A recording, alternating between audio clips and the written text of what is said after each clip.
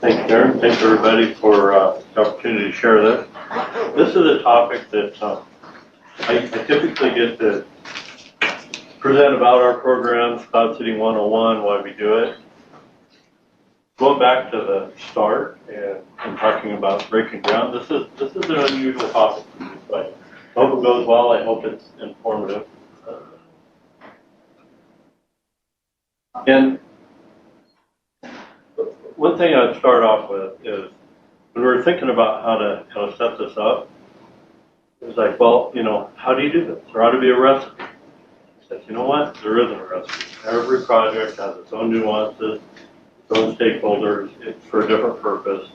So we decided to present a couple of case studies that will hopefully highlight for you some of the take-home messages of things to consider as you're looking at developing a program.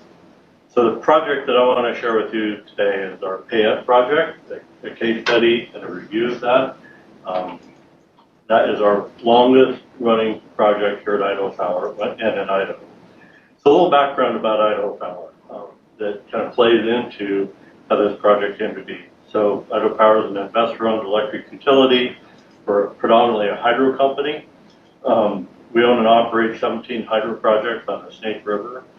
When the PAYET project was conceived, about 70% of our generation came from hydro. So a huge portion of our generation resource came from hydro. And water is the fuel source for that. And Idaho Power's lowest cost generation resource. It continues to be our lowest cost generation resource. The typical model, the financial model for a regulated utility is that the rates pass the power supply cost onto the customer. So, relevant or not, one of the perceptions is that Idaho Power pursued this as a way to build profit. Really, the low cost energy that comes from cloud seeding really flows to our customers. That keeps our rates low. So that was the driving reason to do this. And that brings into another piece of it is that the Idaho PUC played a key role in figuring out how to balance the cost of the program and the benefits of the program with our customers. So that was a key piece in figuring out, how do we navigate this scenario to do an operation or to have a program that costs money to operate and both parties equitably benefit from it. A bit more on Idaho Power. So I mentioned that when we started the project,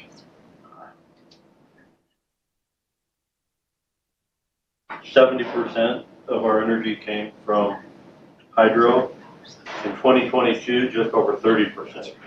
Some of that varies with water, but some of that is our customer base has grown substantially since the early 90s. And we haven't grown our hydro resources since then, but it's still a huge portion of our generation portfolio, hydro. So a little bit on where we're at. So we've got up here in the Upper Snake, we get water that starts up there, runs down the Snake River across southern Idaho. Let's see if I can get the mouse that's on it. So our most upstream hydro project is here at American Falls, and then we've got Milner. Milner is an interesting place. The minimum flow in Milner is 0. So we kind of have a two rivers concept here, and then most of our hydro is downstream of Milner. And our most downstream project is Hells Canyon Dam down here in Hells Canyon, which is on the border of Idaho and Oregon. So we've got all of this watershed that feeds into our hydro system. So the kickoff for the PAYET project. And new programs really need to start with a question. And you need to focus on what is that question and what are we trying to resolve with cloud seeding or address with cloud seeding. For the PAYET project, in the late 80s, early 90s, there was an extended drought in southern Idaho and much of the Northwest. And a share owner posed a question in 1992 that I was a hydrologic engineer for Idaho Power at that time, looking at water supply forecasting. And I got this question to answer or come up with an answer for. And the share owner wondered why Idaho Power didn't have a cloud seeding program to augment snowpack for its hydroelectric system. And they referred to cloud seeding programs that were in California for the purpose of augmenting water supply for hydro utilities or hydro projects in Cloud. I have an engineering background. I had no idea what cloud seeding was.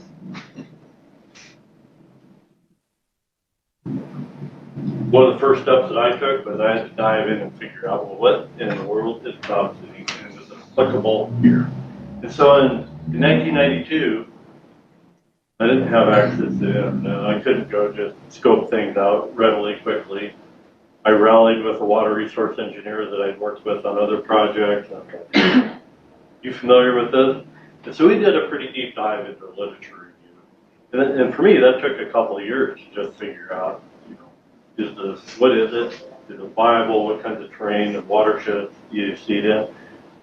Fast forward to today, I mean, these forums are a great resource for people to get information on what it is, how does it work, where can you do it. So there's been a lot of progress that's been made. I'm a little embarrassed to share that I started working on this over 30 years ago, but a lot of progress has been made over that time. Some of that early background is important, so that the stakeholders that become important in the project for the long haul have some common understanding about what's being pursued, what's feasible, and what's realistic to expect. One of the, and I'll note that there's some iteration in this presentation of the topic because it was a very iterative process to get this project up and going. But one of the questions that I think needs to be addressed early on is the watershed a good candidate for cloud seeding? And some of those considerations include the climate terrain. If you have unfavorable temperatures or lack of precipitation, lots of inversion, those can limit your seeding opportunities, which reduce your potential for benefit. The hydrology.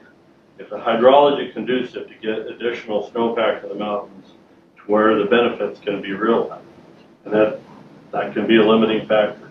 Does the watershed tend to flood? And if it floods, is that problematic? Do we care? Is there a municipality at the lower end of the watershed, or is it a headwater watershed? We really don't. It doesn't really matter. Access can be important, especially for ground equipment instrumentation. The primitive areas, national parks, roadless areas, those can be great places to target, but access can be a showstopper.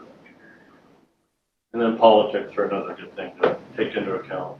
And is it going to be feasible to make the needs and wants and the politics that exist work together so that you can have a viable program? So where to start? I had this question. I have all these watersheds to consider. The Upper Snake produces a ton of water, but there's a lot of regulation up there. There's this slide here. So we didn't want to start there. This was really our first program. We wanted to make sure that we had a lot of assurance to get benefits from. So the Upper Snake regulation ruled that out. The Lost Rivers, well, that water goes straight into the ESPA. In those days, we were concerned entirely with surface water flow. It was going to go straight to our hydro project. The Wood River, the Malad, that's a pretty gnarly watershed to think about how you're going to get water out of it. We do see it today. That was not the case. That was not the place to start. There had been projects operated down in the Owyhee. DRI had operated some of those years ago. That's a long way to get around to see the storms that were coming up from the west or the southwest. It was a long ways from Boise to operate a project. And then there's a lot of storage in the Owyhee River. So that one was kicked out. The Bruno had access issues. It does go straight into our hydro system there at CJ Strike. So it did get some consideration. The Boise had a lot of regulation and storage in it. There had been a project at the Boise Border Control. This started up about the time I started researching for the Payette. It was a pretty minimal effort, all manual generator program. Looked at the Weiser. The Weiser had a fair amount of potential. The Weiser is a very flashy watershed. It floods a lot. The city of Weiser is at the bottom end of that watershed. We steered away from that. We still shy away from that. The North Fork of the Payette had some targeting issues. I mean, it's a long, narrow watershed. Knowing that you're going to be able to put snowpack in the North Fork, not see the Weiser, and not have all your benefit going to the South Fork salmon, it was like, that's not our sweet spot. We wound up focusing on the South and Middle Forks of the Payette. It's a very rich watershed in terms of water production. There's one little tiny reservoir in there, Deadwood Reservoir, not much storage. It pretty much always fills. And at the time, there was the water users in the Payette had plenty of water. They liked the idea. More was better, but they really had no financial interest in supporting it at the time. So it was all on Idaho Power to pursue it if we wanted to. And so that kind of led us to, well, all right, we got a place to look, but we need to figure out, how much water might we get from this?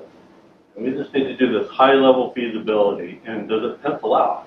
And do we expect to see the water at a time that we could get a benefit? So in that preliminary program design, going back to the literature review and working with experts in the operational part of the field at the time, well, do we look at aircraft and do we have an airport to work from? Does the terrain allow flying the aircraft at the elevations that we probably need to be at? And when we went through all that, it was like, well, the aircraft look pretty conducive for the Payette ground. Even though there's not a lot of wilderness area in the Payette, the access is pretty limited and it's pretty rugged terrain.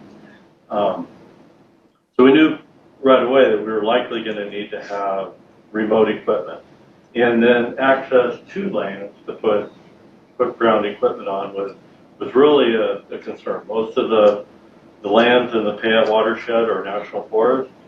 Boise National Forest was pretty resistant right out of the gate to talk about putting this kind of equipment on the forest. And I've learned along the way that forests are managed very differently across the West at the district level. Equipment instrumentation, what was already out there that exists and what might be needed in terms of weather stations, radar. Back in that time, there was a lot of attraction to use radar to guide cloud seeding operations. We still don't have one in our project. But that was a consideration, or radiometers, balloons, SNOTEL data, that sort of thing. Rolling that into that initial feasibility, had to make some assumptions. It's like, well, let's just make some assumptions about what a program might look like and what are the costs going to be to operate that scale of a program. So we started off with one aircraft, just kind of a thumbnail based on some guidance from DRI, and they had some scientists there at the time that aren't in the profession anymore, but they had a long history with operational costs. They gave some really good advice early on. And it's like, probably in the 15 or so generators in the Payette, how much benefit is that likely to give us? Literature suggests that, the typical 5 to 15%, kind of focused on the 10% for precip, but what does that mean hydrologically? And I initially worked with regression equations that the Bureau of Reclamation had as far as, well, if you have this much snowpack, you're going to expect this much runoff. Doesn't tell you anything about the timing of it. So I was able to go in there and manipulate snowpack numbers and come up with some estimates for runoff. And this is kind of where my background and my day job at Idaho Power came into play. I was doing water supply forecasting. So we had hydrologic models. We were working with HSPF at the time and the SAR model. We looked at hydrologic modeling and manipulating the precipitation records of seeded and an unseeded sort of assumed scenario.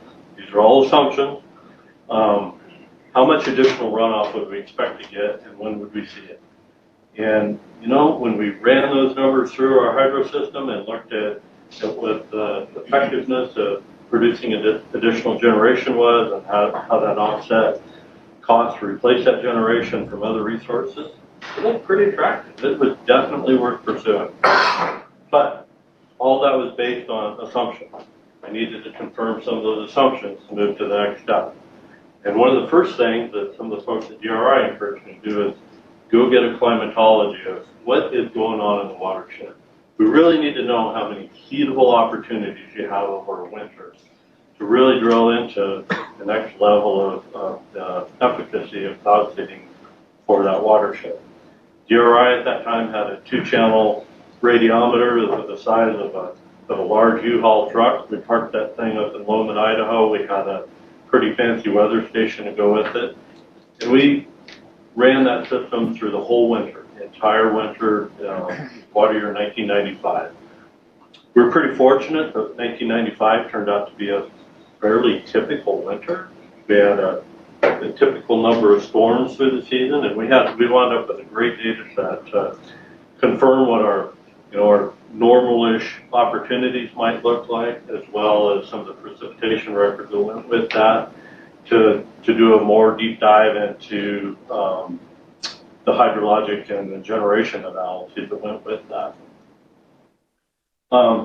Again, fast forwarding to today, there's a lot of retrospective climatologies that are available, and so you don't have to go out there and luck out like I did to collect a season of data that you can use for a much deeper dive. But there are some disadvantages to those climatologies. They don't necessarily simulate the supercooled liquid water or the natural ice conditions, the ice nuclei that Mother Nature provides out there. These are some of the things the previous presenters have touched on. So those climatologies are great, but they're not the end-all be-all. You want some observation data to know these things. All right, the next level of a deeper dive. The climatology found that the Payette was a great candidate for seeding both ground and air. And in this time frame, I took Arlen Huggins on a road tour through the Payette watershed. He was one of the scientists at DRI that I was working with. Arlen had a great history with cloud seeding in the past, and it was like, let's go lay some eyes on this place. We really want to know firsthand if this is a viable place. We're driving through the Payette watershed, and I remember distinctly Arlen, we stopped up on a high point. He's looking out over all this very rough terrain, and he's like, oh my word, you can't miss this place. I mean, there is no way to miss with cloud seeding there as long as the weather conditions were conducive for seeding. One of the things that, that visit confirmed, though, is like, there's no way you're going to hit this well with manual seeding equipment. Some of those concerns were inversion, if we were to put that equipment down where the people live, and then just the terrain and being able to have a dense enough network to get the seeding material where it needed to be. Aircraft was still looking viable. The refined cost estimates from the experts in the field, we had a better idea of how much equipment to put out there, flight hours, seating opportunities that refined our cost estimate. And in parallel with all this, we continue to refine our hydrologic modeling and the benefit estimates from the generation side of things. But one of the things I've got noted there in that last bullet, there's still a lot of assumptions. We did a lot of sensitivity analysis. Well, what if this assumption is too high, or this assumption is too low? And vary those things so that you can kind of bookend, what your high and low expectations are, just so that you can communicate that with the stakeholders. Remote seeding equipment, the options then and still are limited on where you can get that equipment. Time DRI was an option. WMI was just kind of in the infancy of considering it. We initially purchased generators and ended up building our own since then, and we still build our own. We're still refining them a little bit, but we found them to be a very robust design. We might run a generator about 100 hours a season. Over a 5-month season, that's like 4 days of continuous operating time. You want those things to work when you need them to work.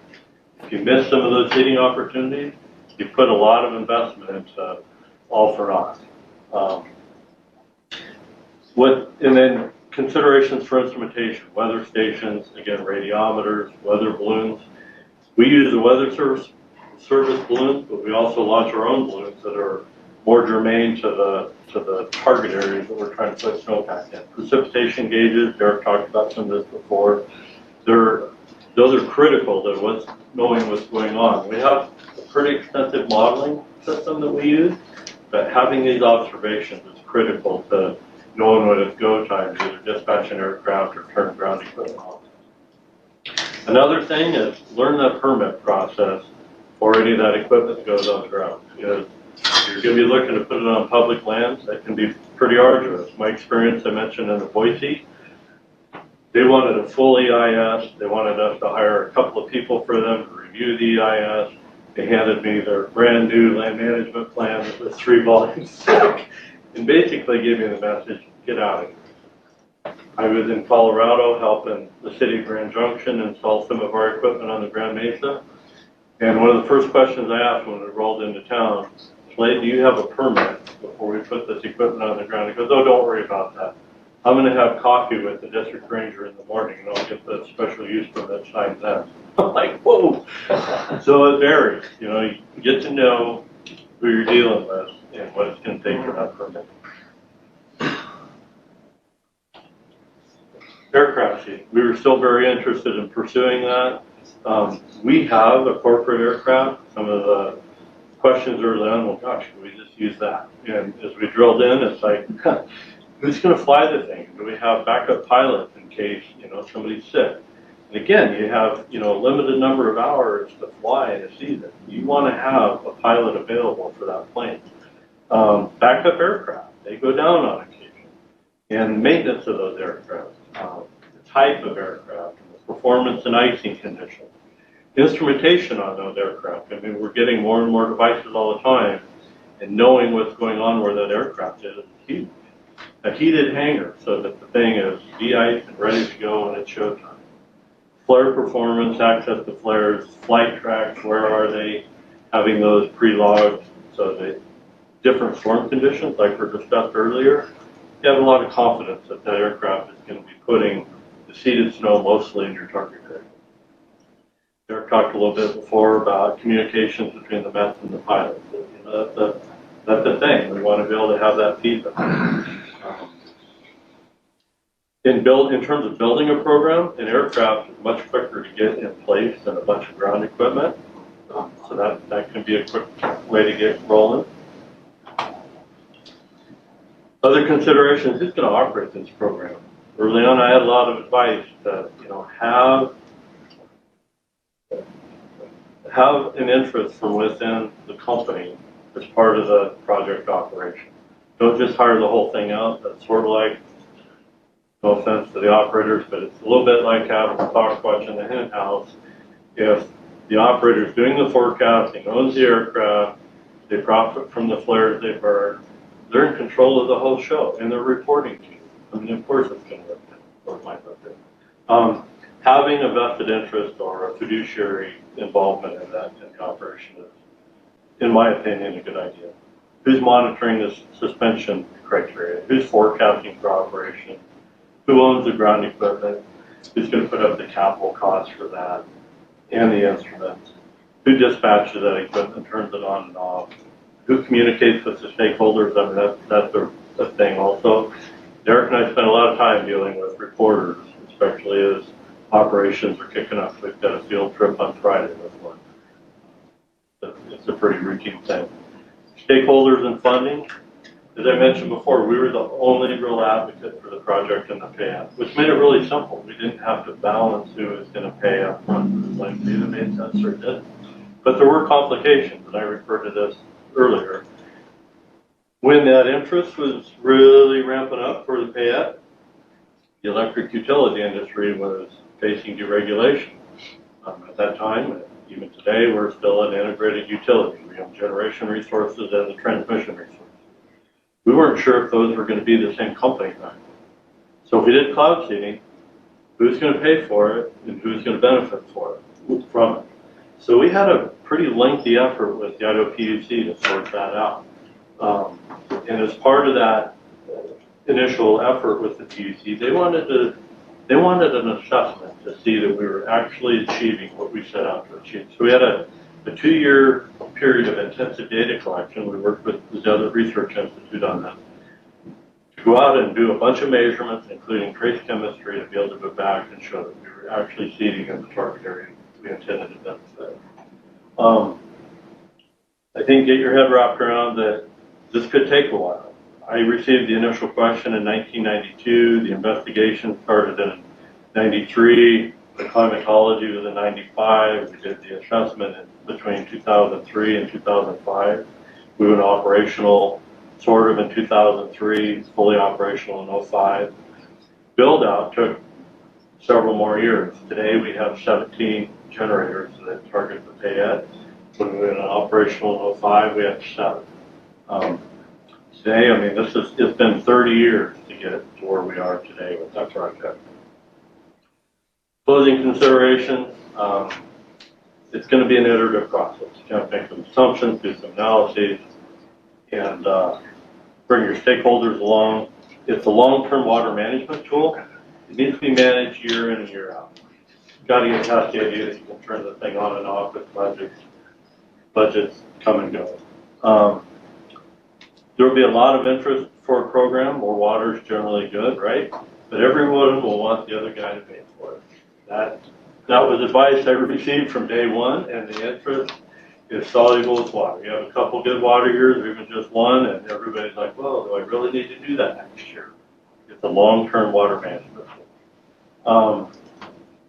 Every project will have different stakeholders, regulatory considerations, funding relationships.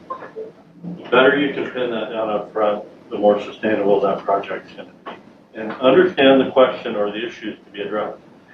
One of the things I think to understand up front too is this a project or just because we need to do something? Can this be the minimal or lower level effort? Will that satisfy the needs?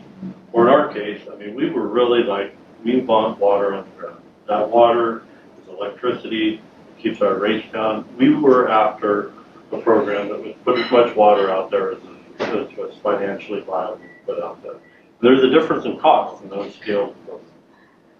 Okay, I'm going to give a quick talk on a project in southern Nevada, the Spring Mountains project. This is a project that came online about 5 years ago, and it's grown significantly over the past 5 years, and it's a pretty good example of how multiple groups can help bring a cloud seeding program to reality. So the Spring Mountains, they're considered a sky island mountain range. That's in the southwest. There's a lot of these isolated high terrain spots that are isolated from other mountain ranges, and they tend to be really critical water supply sources for various places in the southwest. So this is a sky island. You're taking a look at Mount Charleston, which is just about 12,000 feet, I believe, somewhere in that ballpark, maybe even a little over 12,000 feet. The Spring Mountains is mostly groundwater recharge, so the water resources are primarily recharging aquifers. There's not too much runoff, and the runoff isn't that important in terms of water supplies for most regions around there.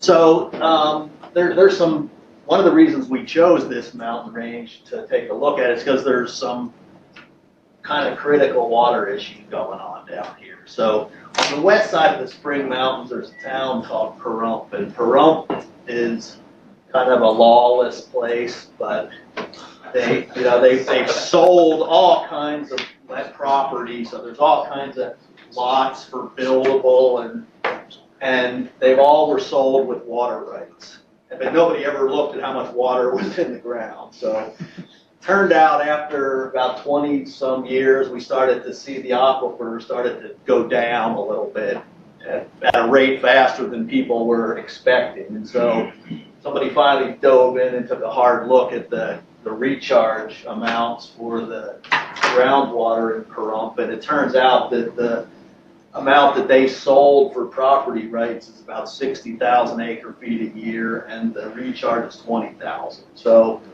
huge problem. So the state engineer in Nevada went down, gave them 10 years to come up with a new plan to try to figure out how they're going to deal with all these lots that are for sale that supposedly have water rights, but they don't. So the Nothing happened for a decade.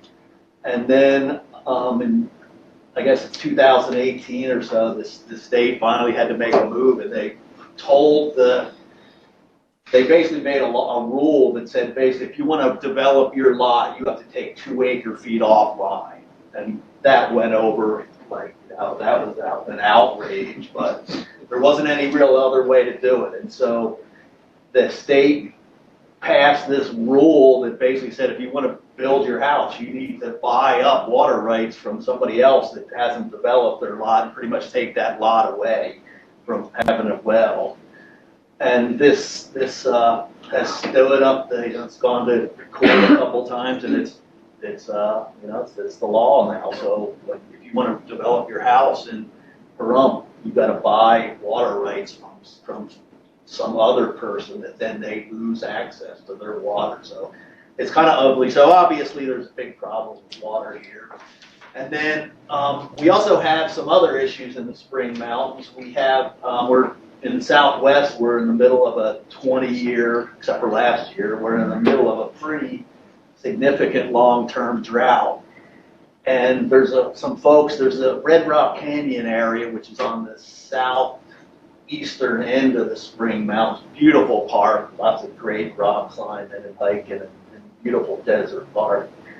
And this mega drought's actually dropped the aquifer now low enough where the Joshua tree roots are are above the groundwater. So now we're seeing the loss of the trees in the park, and then there's a few springs in the park that are critical to wildlife, which also have dried up. And so this group Save Red Rocks contacted us and was like, well, do you think cloud seeding could help with the park? So we have 2 interests here. We have a ski area in the Spring Mountains. We have some other water issues that Southern Nevada Water Authority has a couple of areas that they service with groundwater from this area. So we have a lot of different groups that all have interest in water in the Spring Mountains. And so we were able to kind of put together a cloud seeding program to try to support some of these water issues. And so the first thing we obviously need to do is look and see is these mountains seedable. So the Spring Mountains are pretty far south. They're just west and northwest of Las Vegas. So we took a look at the climatology. The climatology here is not that many storms, but when they come in, they're usually pretty good. The storm track's pretty far south.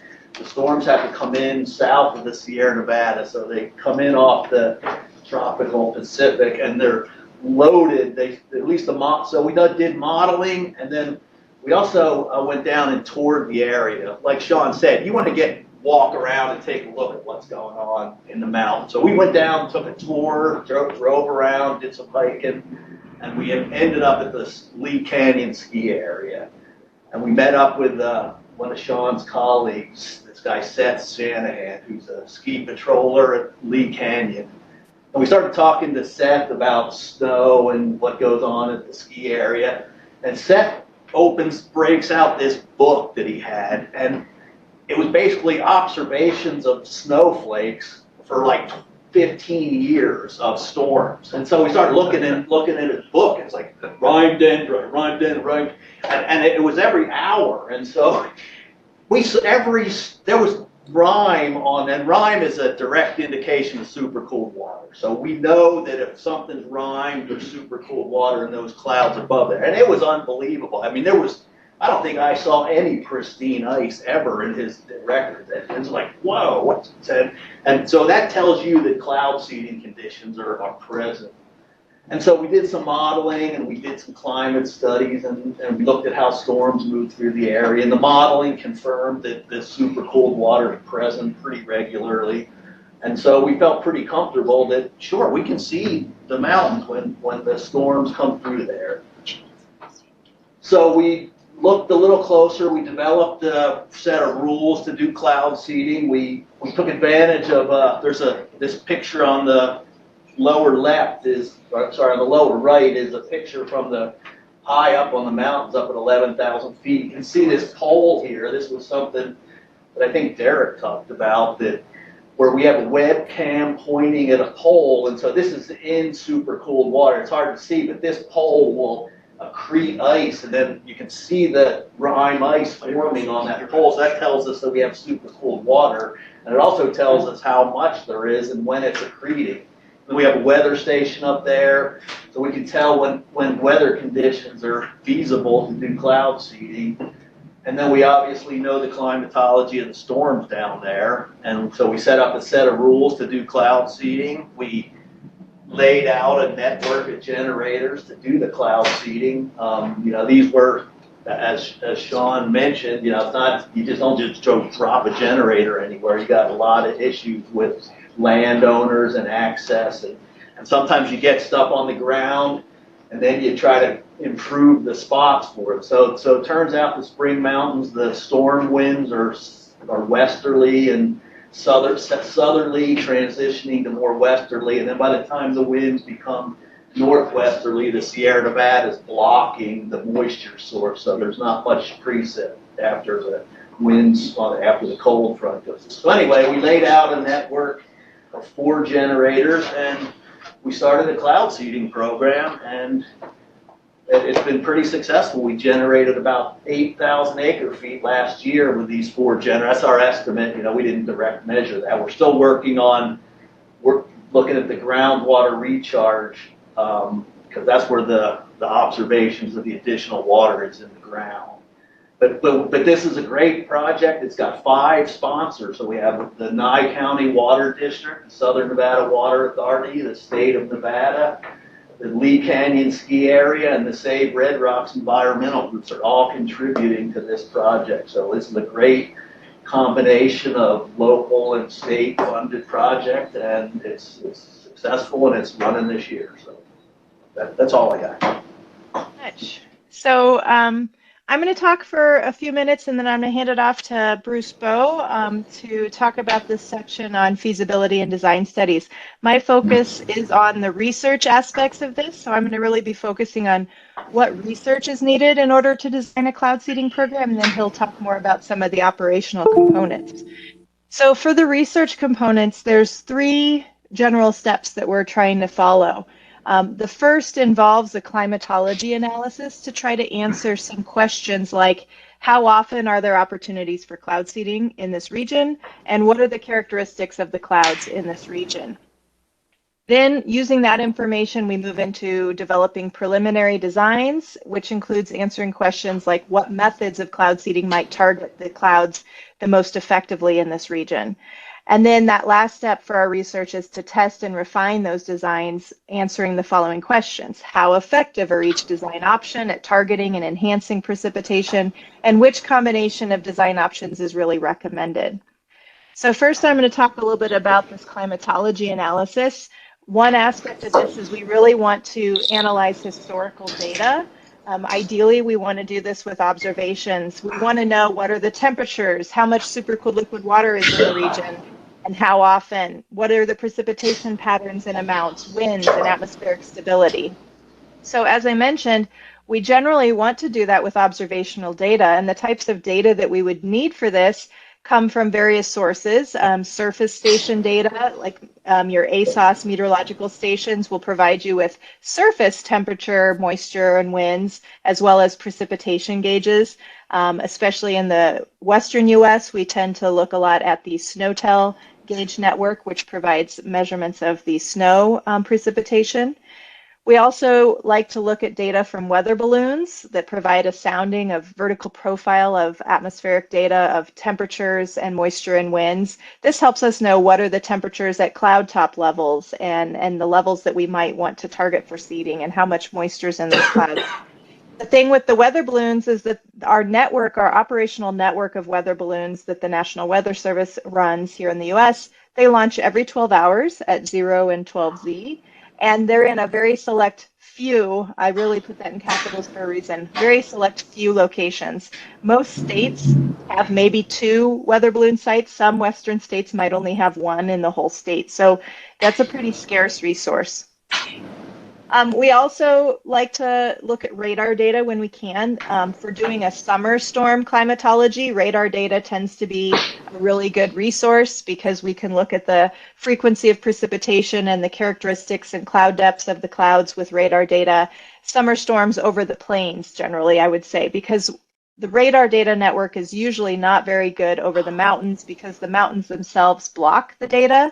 And so we have a lot more gaps in the mountainous regions. And so radar is a much less reliable resource over the Western US in particular. But for a summer convective study over the plains, it's a pretty good resource. But there's several things that are really missing. For a lot of the premise of cloud seeding feasibility, we want to know supercooled liquid water content. How much is there and when does it occur? And we don't have a reliable operational network for that. Radiometers are a great measurement tool to deploy for this reason, but they are pretty expensive. I think Derek alluded to that in one of the previous panel discussions. Another thing that I've mentioned in the previous panel discussion was aerosol data is also not readily available in the ways that we would really need it. And then, as I mentioned, we have limited data resources from the soundings being so scarcely located and few times a day, so we don't get that vertical data as often as we want it. And the spatial precipitation patterns in the mountains are also not well understood from the fact that the radar has gaps and the SNOTEL data is just a few points.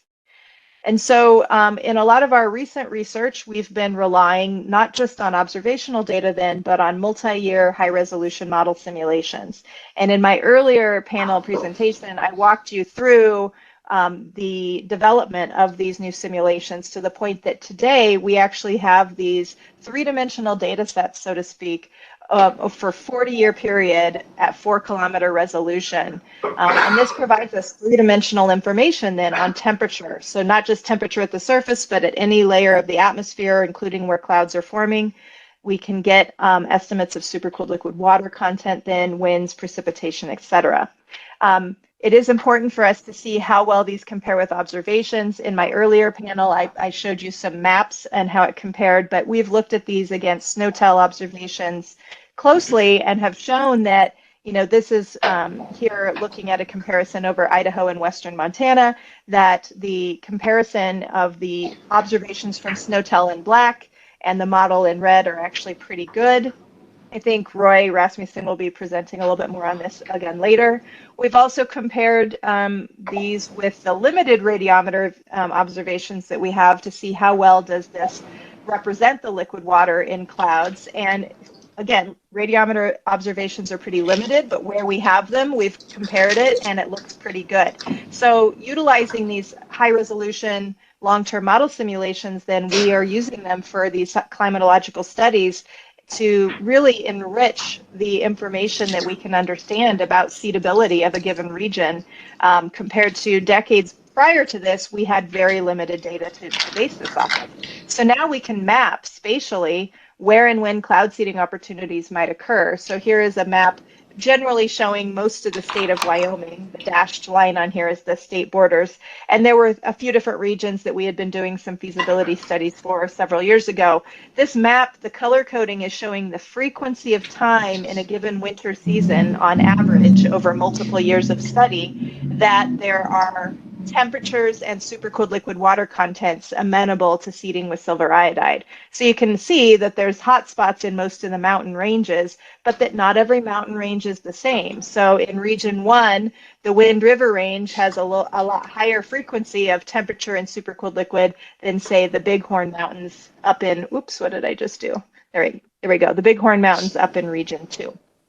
Either way, because of the limited observations, these model simulations now are a really important tool for identifying cloud seeding opportunities in the climatology analysis component of a feasibility and design study.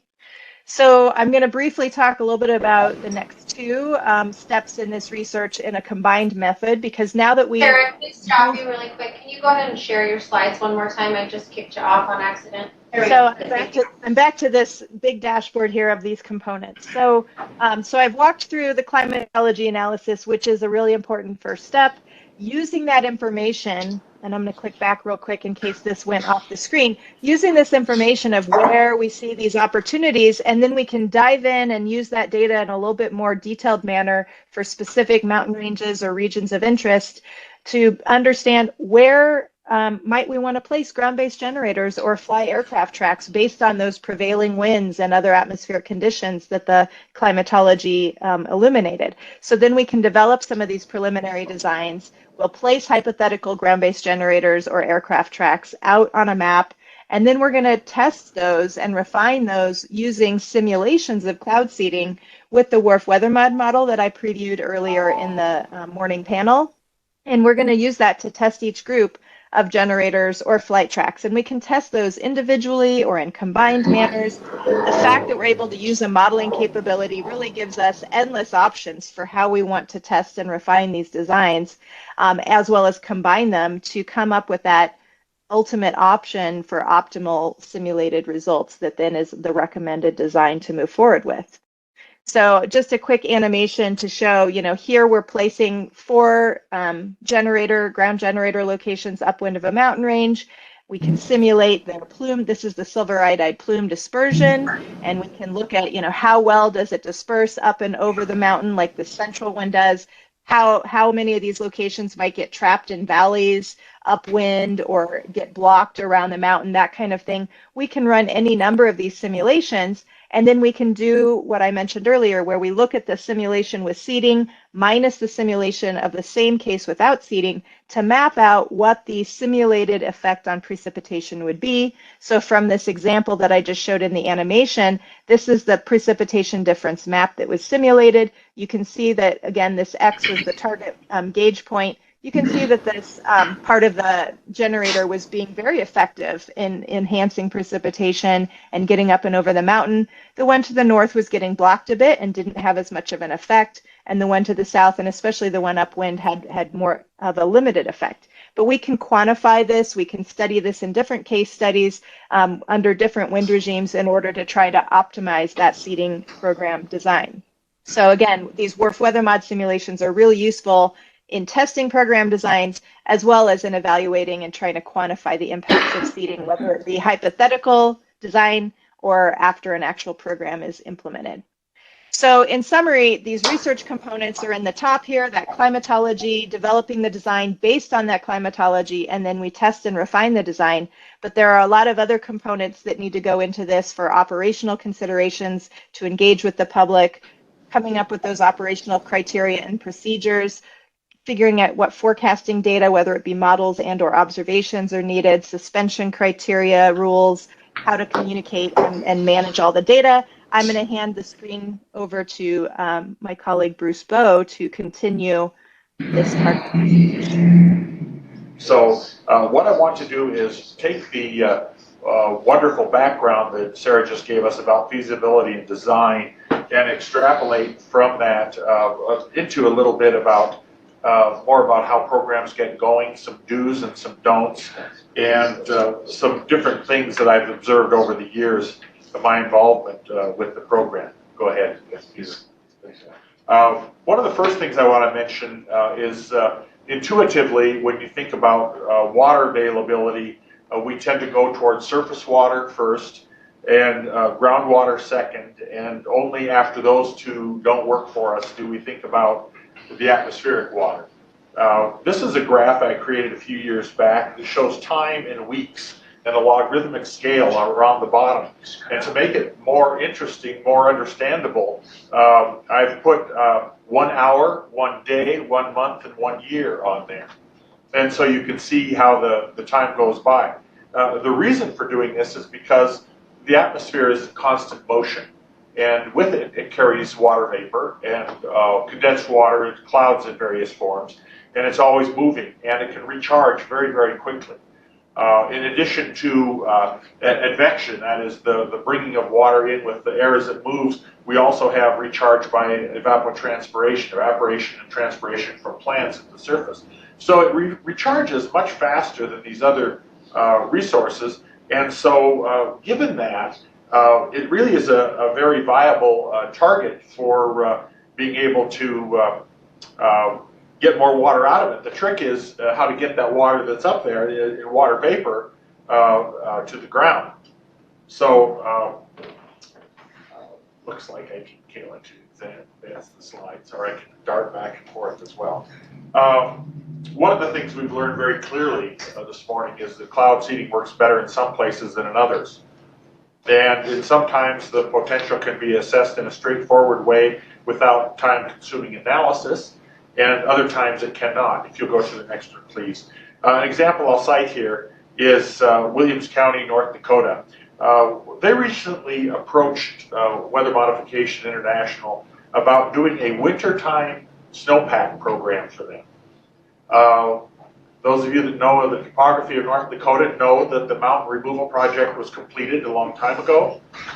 There is no orography to speak of. The highest point in the entire state is barely 3,000 feet, and that's already in one of Darren's operational target areas. And Williams County simply was not well suited to a wintertime program. There was no barrier with which to work with. The county commission there asked me, well, couldn't we just seed storms as they come through? The answer is yes, you can, but there's no place to really focus the result, and there are not reservoirs to store it in. And so, long story short, when they asked me, it took me a day to get back to them and say, you know, folks, this really isn't even worth a feasibility study. Another example here is sometimes the potential is less certain, and at first glance it might look like there's a great opportunity. And I'm going to borrow a term we heard earlier in this section about the deeper dive, and talk a little bit about the Bighorn Mountains. Sarah showed a panel a minute ago that showed 3 regions. One of them was Region 2, and it was the Bighorn Mountains. To the southwest of the Bighorn Mountains are the Wind River Mountains. And the feasibility there, the opportunities, was red all the way down the crest line. Lots of opportunities. Further to the south, the south central part of the state were the Wind River and Sierra Madre ranges. And they also had a lot of red. The Bighorn Mountains, when they were evaluated, showed only a very small area of kind of red and orange in the central region. And most of it, though, it's a very expansive high mountain range with a peak well above, I think there's one there's 12,000, 13,000 feet in it.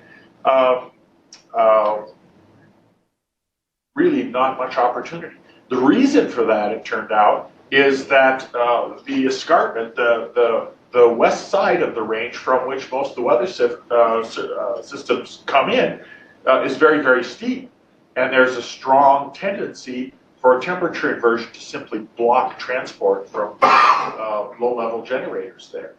And so the model determined that the opportunities were really not very frequent, and because of the limited resources within the state, the other mountain ranges that had more potential, and there are other ranges like the Salt Range in Wyoming that also is being seeded, but not by the state. The determination was made, we're not going to expend resources on this range at this time. So if you go ahead, Kira, to the next one. This has already been said. We can go to the next one. Yeah, stakeholders are the persons having an interest in the program. And go ahead, Kayla, and walk down through the rest of the slides here. For some people, a stakeholder is the people that have a direct benefit from it. A farmer may support a program because with more precipitation, they get better crop yields. Implement dealer might benefit in a secondary way because with better yields comes more income to the farmer and he buys new machinery. For still others, though, the interest in the program might come just from the fact that they know it's publicly funded for tax money and they're paying taxes. And so they want to know. And all of these viewpoints are legitimate and need to be respected. Let's go ahead. Public information, we can step down through this one too, Kayla. There's the bullets on the side. Full disclosure about the program and transparency is always the best path. Be upfront with what you're doing, why you're doing it, and how you're doing it. Understanding the technology's limitations is essential. Cloud seeding needs to be considered a tool, not a means to an end by itself. It's not a standalone or short-term solution. WMI always says that to a potential client up front. And we talk about long-term applications to put yourself in a better position long-term. This is a diagram. You've seen many versions of it in very tiny form in all the presentations up till now because they put multiple screens on the same one. But basically, this is a water year curve. The heavy black line is the median snow water equivalent from SNOTEL site. The dashed line that's vertical there is the current date, and this is as of yesterday, so it's a day old, it's the 14th. And you can see the dashed red line is the suspension criterion for snowpack that's in place for the Medicine Bow and the Sierra Madre ranges in the state of Wyoming at this time. So if the snowpack collectively, the red line down below, for all of the SNOTELs there, for the Sierra Madre range should get above that dashed red line, that would be a flag to cease operations. This is just the sort of thing that's out there. I put it in this slide because it's available online to anyone at any time. They can go look at this, not only just for this range, but for all the ranges. They can see how each individual SNOTEL site is doing, or all of them. A shout out here to Adam Brainerd, who made all this possible for us. I used to have to do these weekly by hand online. So, many, many hours saved. Next, please. Do all projects need a feasibility study before they begin? The short answer to that is yes, it is. And the depths of such studies vary, though. Feasibility studies are not without cost. And the more thorough they are, the more expensive they become. Numerical modeling, especially when you're processing years of climate data, requires a lot of computational resources. Those are not cheap. The scientific ability to go through that isn't inexpensive either. But at the very least, any program that's contemplating beginning needs to make an assessment of what the objectives are and of the local climate. And those two things will provide an initial idea if the program could be successful. You want to go ahead there with the next bullet there? Thank you. A feasibility study establishes the baseline for expectations, which is very, very good. And also, the findings from that can play a critical role in the project design. And they also lay the groundwork for eventual evaluations. You can't evaluate something that hasn't happened yet, but you need to have that in mind as you begin. If you would please, there. Value. Ultimately, it's the value of the water that you get on the ground that determines program feasibility. And at this point, I need to jump back to a comment that was made very early in the day about water created by cloud seeding doesn't have any ownership attached to it. Water law in the United States is such that any additional value that might be created by clouds, water that's created by cloud seeding, is considered part of the natural pool and is allocated according to existing water rights. And so saying that first, keep that in mind as I go through the rest of these bullets. The analysis of the climatology of the clouds and weather situations provides an estimate of how often seeding opportunities would occur.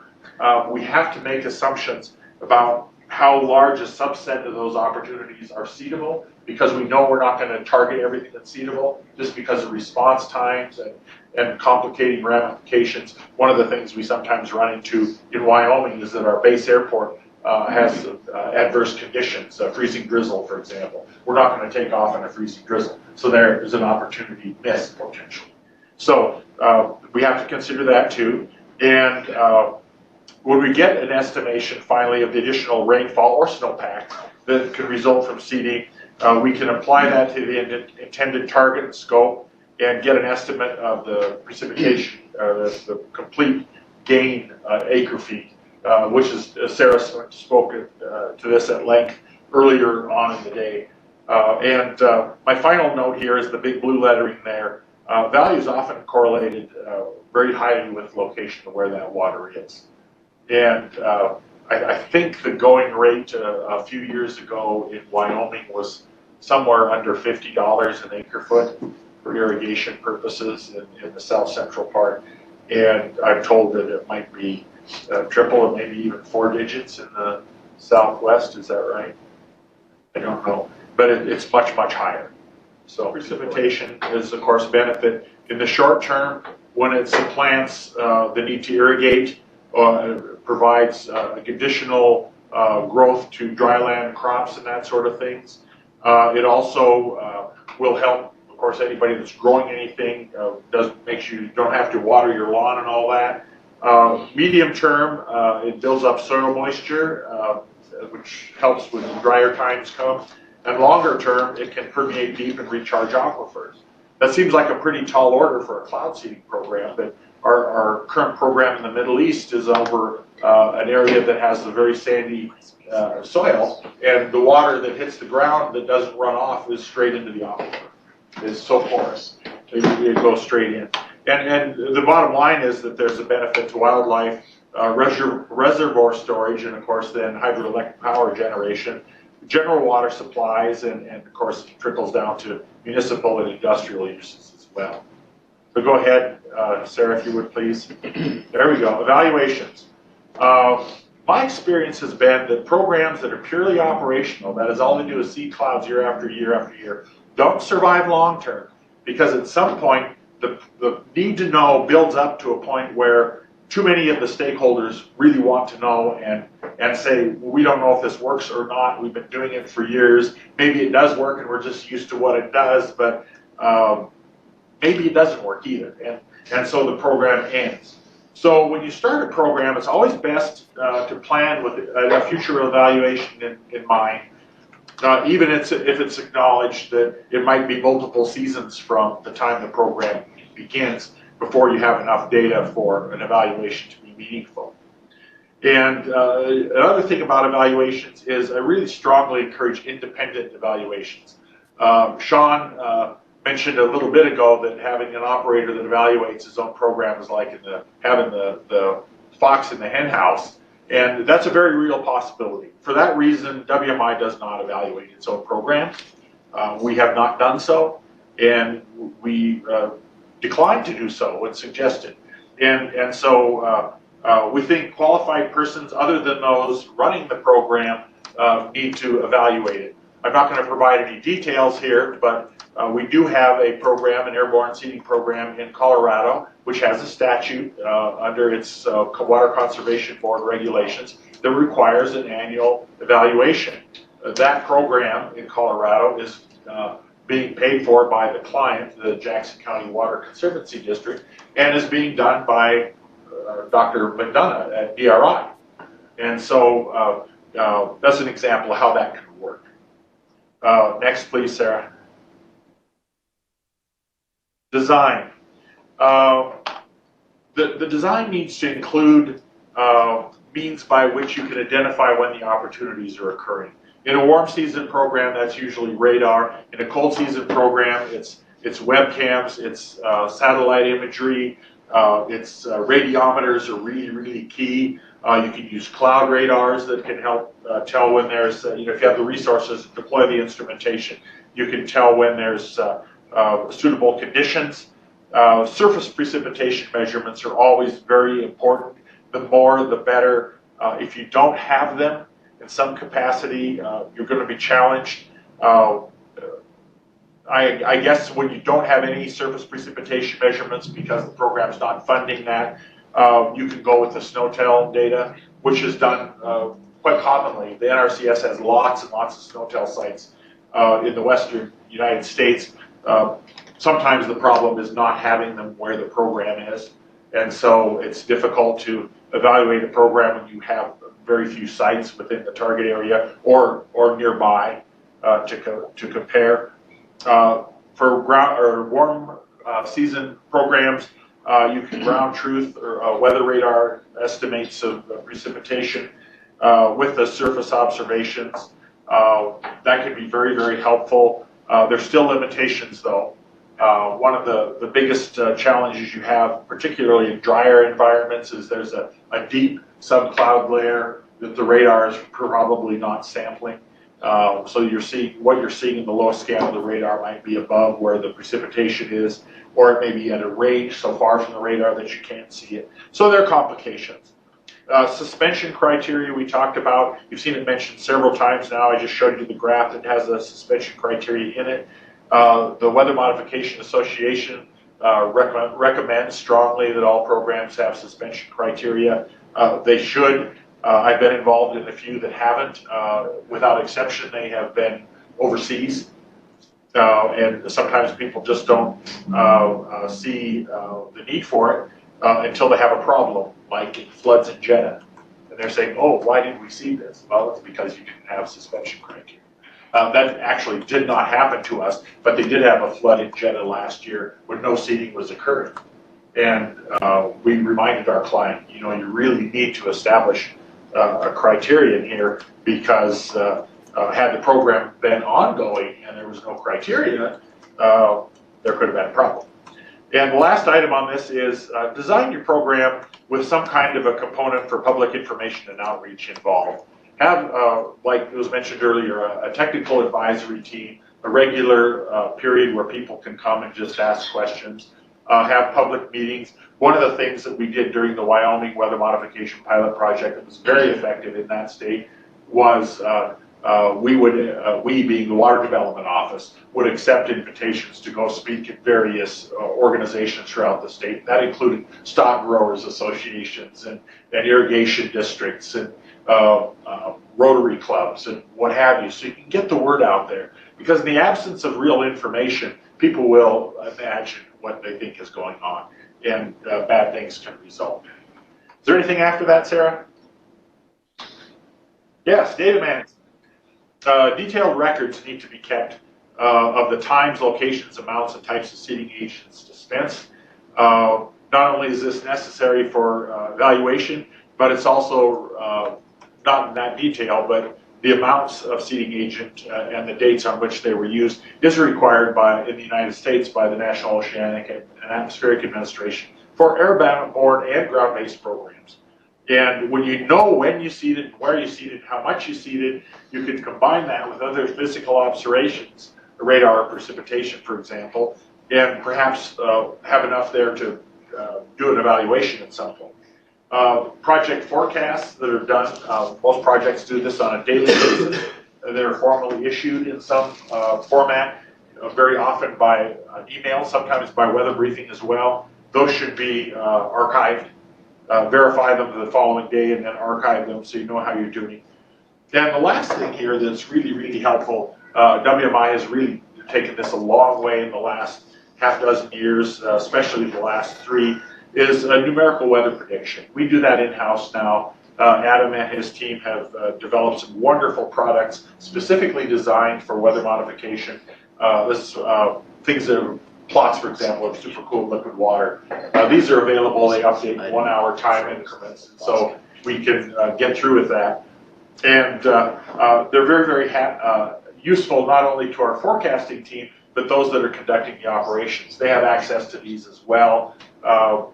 In a more informal environment, I would log into that right now and give you a quick tour of the site, or ask Adam to do that since he's more proficient at it than I.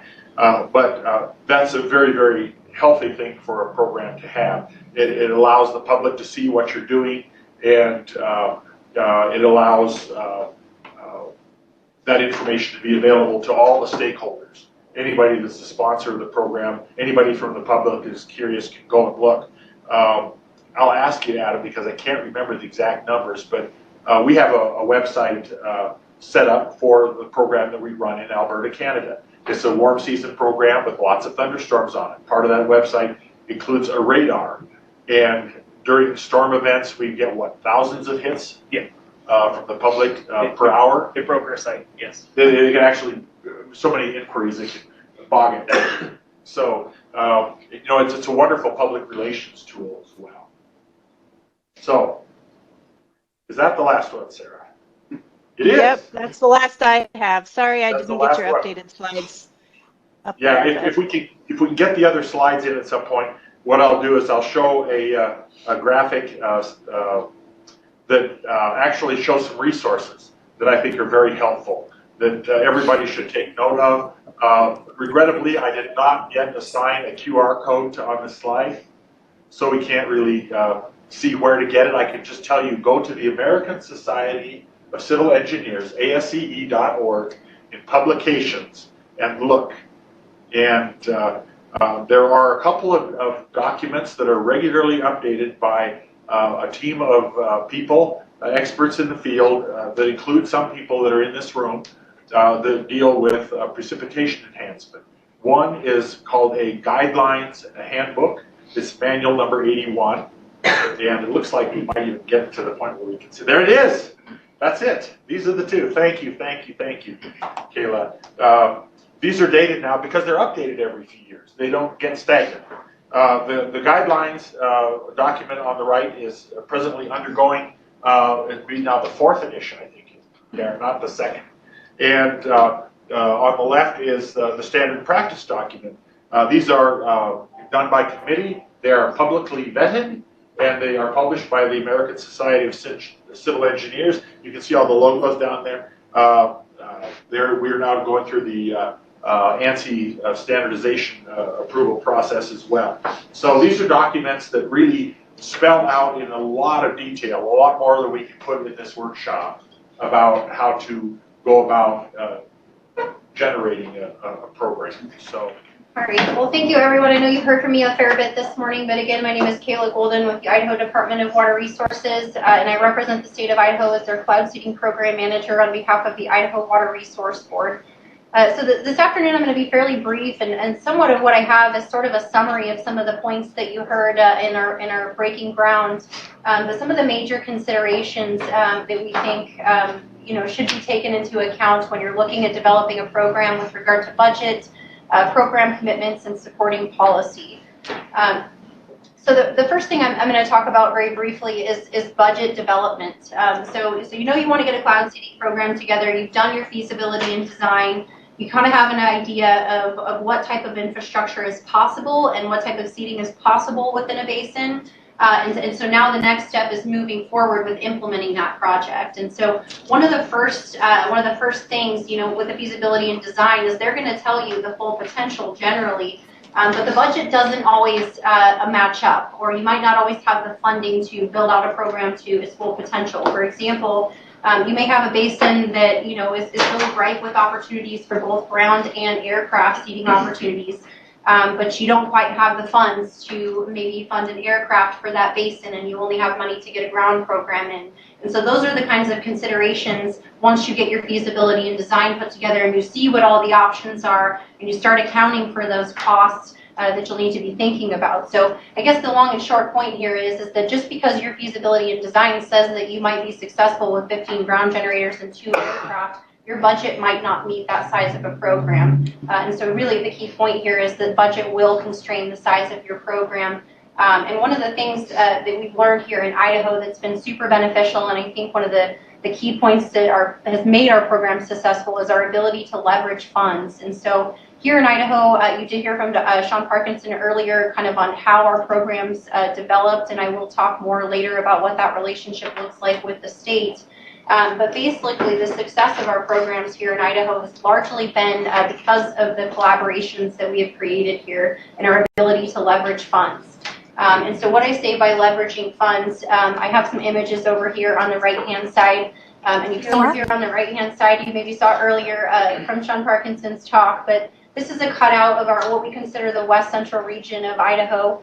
The Payette River Basin that Sean talked about is up here, sort of this long piece up here. And these basins are separated by this red line. So the Payette Basin here in the north, we have the Boise River Basin in the middle, and the Wood River Basin in the southern portion. And so we operate this region sort of as one region. However, when it comes to funding these basins and the infrastructure, the cost for that is actually shared between the basins. And so that's one of the things that we're talking about when we say leveraging funds. So for example, the Payette River Basin has a number of generators, as well as the Boise and the Wood, that are each dedicated to those basins. And along these basin divides where you see these red lines, we also have generators that can be shared between basins. So in other words, when conditions are prevailing to benefit one basin or the other or both, these generators can be used to support either basin. And the benefit of that is then that translates to the cost. And so our stakeholders in all of our basins where we operate cloud seeding do pay in a portion of the cost for operating. And so by sharing the infrastructure, we then allow that ability to share costs in between basins, and that does make things a little bit more affordable. Same thing with aircraft. So for our regions over here, we have about 2 aircraft that support this entire region, split between the Payette and the Boise, and over here between the Boise and the Wood. Aircrafts, like you heard earlier, can be up to 50% of your seating opportunities. They can also be the most expensive portion of your program. And for that reason alone, that again creates benefit when you have multiple basins where you can operate regionally, but you're benefiting individual basins that can then share costs for those operations. So leveraging funds when you're looking at costs for developing a program can be very key. So some of these programs, aircraft, for example, you can be ranging in the $500,000 to $700,000 range to run an aircraft operationally for a season. So that's a pretty significant cost. When you start, we'll hear later on some monitoring and analyses, but when you start translating that to water on the ground relative to an acre foot cost, it is pretty darn cheap for water. And you will see that a little bit later. But the ability to share costs between basins or leverage funds between stakeholder groups is pretty key to the success of a program. So the other thing I wanted to touch on is program commitments. And so you did hear a few folks talk about this a little bit earlier, but cloud seeding really is a long-term water management tool. It's not something that you can start and stop when there's a good water year or a bad water year. And unfortunately, because of the need for education, the support tends to go with the water year as well. So when there's a lot of water, people don't necessarily believe in cloud seeding or think it's that much of value, and vice versa. So when you're in a drought year, you know, it might be the holy grail. And I'm here to tell you it's not the holy grail, it's just a tool in the toolbox. But the long and short of that is that cloud seeding is something that has to be consistently operated over time. It's not something you can start and stop. And not just for the efficiency, but you've heard folks talk about, you know, implementing infrastructure and some of the hurdles that you have to go through with implementing infrastructure. So when you start thinking about stopping and starting a program, you know, on varying years, it becomes extremely inefficient and cost inefficient to start and stop. And so we like to tell people that cloud seeding should be viewed as an insurance policy. You know, just because you're having a good water year doesn't mean that you should stop cloud seeding entirely. You know, a little bit of water, even in a good water year, could carry out into something such as storage carryover for the next year. There's a lot of different benefits to cloud seeding, even though you are having a good year. And so we like to tell folks that it's an insurance policy. You know, you're building up over time. And just because you don't need it this year doesn't mean it isn't going to be beneficial to you over time in the longer run. So the other thing I wanted to touch on was long-term program commitments. And so we don't deal with it so much here in Idaho, but in other states, you know, when their programs are funded by legislature and they require annual approvals for those funding. And so when you have legislative members changing in and out, you know, every couple of years, you have that dire need for education. That's a need to continually re-educate people over and over and over again. And so when you're having to go to legislature every year to battle for funds for your program, that becomes a strain, you know, on the program and the success of it in the long term. And so really considering multi-year, longer-term agreements is generally, I think a lot of us would argue, much better than doing annual one-over agreements, because it does help support, you know, the longevity of your program and keeping that support for a number of years. One of the other things with commitments that I wanted to talk about was potential statutory limitations. And so many of the states that participate in cloud seeding do have some requirement for their stakeholders or their water users to pay into the program. So some states will pay into it, but a lot of programs, water users are required to pay as well. In Idaho, an example that we ran into here, we have water users that pay through water districts. A few years ago, we discovered that water districts didn't actually have the authority to collect money for cloud seeding. Their authority was only to collect money to operate the water district. And so we had to go back to legislature and ask for a modification so that they were able to contribute contribute funding towards cloud seeding. So that's just one example of potential statutory hurdles that you may run into, or things that you have to consider when you're thinking about how you structure the program. So I sort of stole this analogy from Jake Sarago in Utah, and you may see this a little bit later, but it's a really great example. And, we talk about the three-legged stool or the corners of the triangle. The triangle, everyone likes to joke, is sort of is the strongest shape out there. And we feel like it's the strongest shape for a lot of reasons in the success in developing a program, because really having that interaction or that collaboration between your research and operations, your stakeholders who are interested in this water, and then your policy leaders and your resource managers who sort of help the development and implementation of these programs, having that relationship and consistent communication is really, really vital to the success of a program. So you've heard earlier in our talks today, some of the research folks that were speaking is, there is definitely a dire need for more research to answer some policy questions. So we have definitely figured out the base concept model. We've proven that it works, that we can make more precipitation, if you will. But that's a major advancement. So cloud seeding has been around since 1946. Snowy, the research that you heard about earlier with the radar and the zigzag patterns, that happened only 5 years ago. So in the terms of science, or the speed of science, that's sort of like yesterday. That's this lightning speed. And there's still a lot of information and a lot of research that has to go into cloud seeding to be able to answer some of these questions. Questions like, how well does it work? How much water are we putting on the ground? How does that impact the hydrologic system? Is it safe? The downwind effects that we talked about earlier. Are we robbing Peter to pay Paul? There's still a lot of research, especially as more and more programs come online and we're wringing out more and more of that water across the West. That might be a question that we have to dig a little bit deeper into. Demonstrating benefits. So when you're going around advocating for funding from your stakeholders and who's going to pay for this program, the first question they're going to ask you is, why should I support this program? What is the benefit for me? And that's been a pretty tough question for a lot of folks to answer, directly, because translating that, one-on-one benefit to individual water users is not something that we have the tools or resources to do. But we do know that we can benefit an entire basin or an entire watershed by putting more water broadly. And so I think most programs that operate, most of us have some sort of language in our statutes that say that basically cloud seeding water is treated like natural water. And in Idaho, our legislation states that seeded water is not treated any differently than natural water, and it's all distributed according to the prior appropriation doctrine. And so, I guess the key point here is that we don't quite have the ability to say who benefits, but having more water in a basin is certainly a benefit to everybody who uses water in that basin.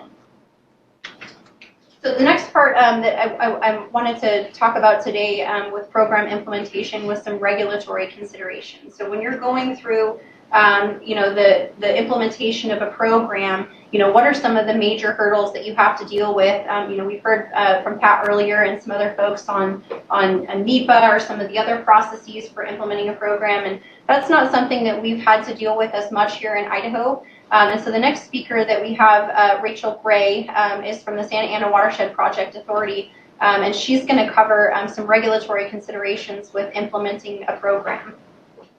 So we've noticed some common themes throughout some of the presentations we've heard in the workshop. And so for us at the Santa Ana Watershed Project Authority, or SAPA, we're a local government entity. And so we're subject to compliance for the California Environmental Quality Act.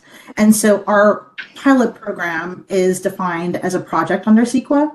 So we hired a CEQA consultant to perform an environmental review to determine if the project would result in any significant adverse environmental impacts.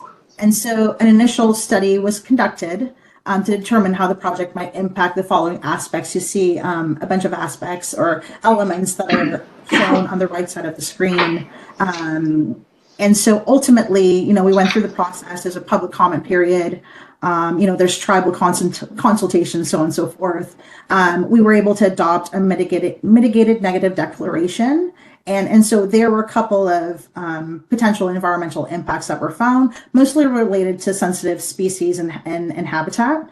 And so we are implementing a mitigation monitoring reporting plan for our project. Next slide, please, Kayla.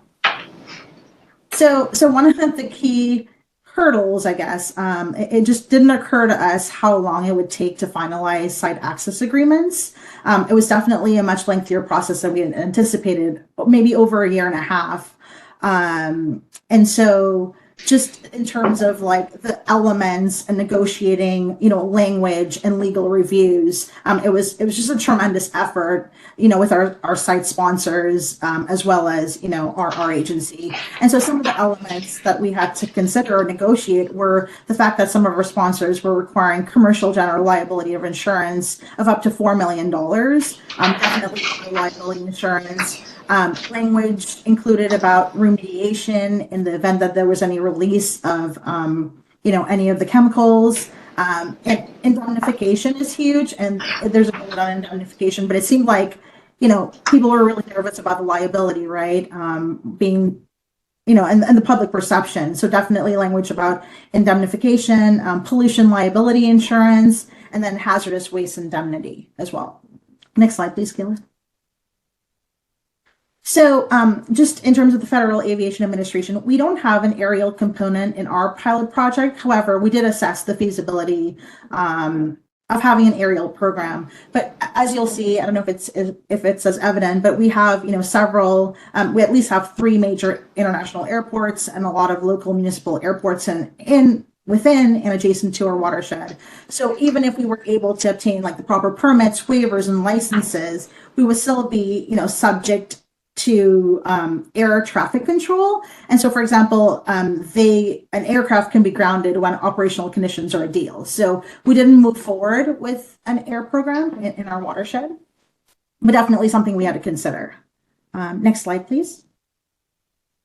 So just some additional environmental consideration. Something that came up was, that a long-term program could potentially contribute to greenhouse gas emissions, particularly the release of carbon dioxide. But based on our analysis, we determined that, running our 15 seating units over a year, the emissions were similar to that of a work truck on an annual basis. And so, our whole idea was, if an insurance carrier could insure a vehicle, and they're releasing a certain amount of carbon dioxide, then our program is also just as sound, because the insurance company wouldn't otherwise insure the vehicle.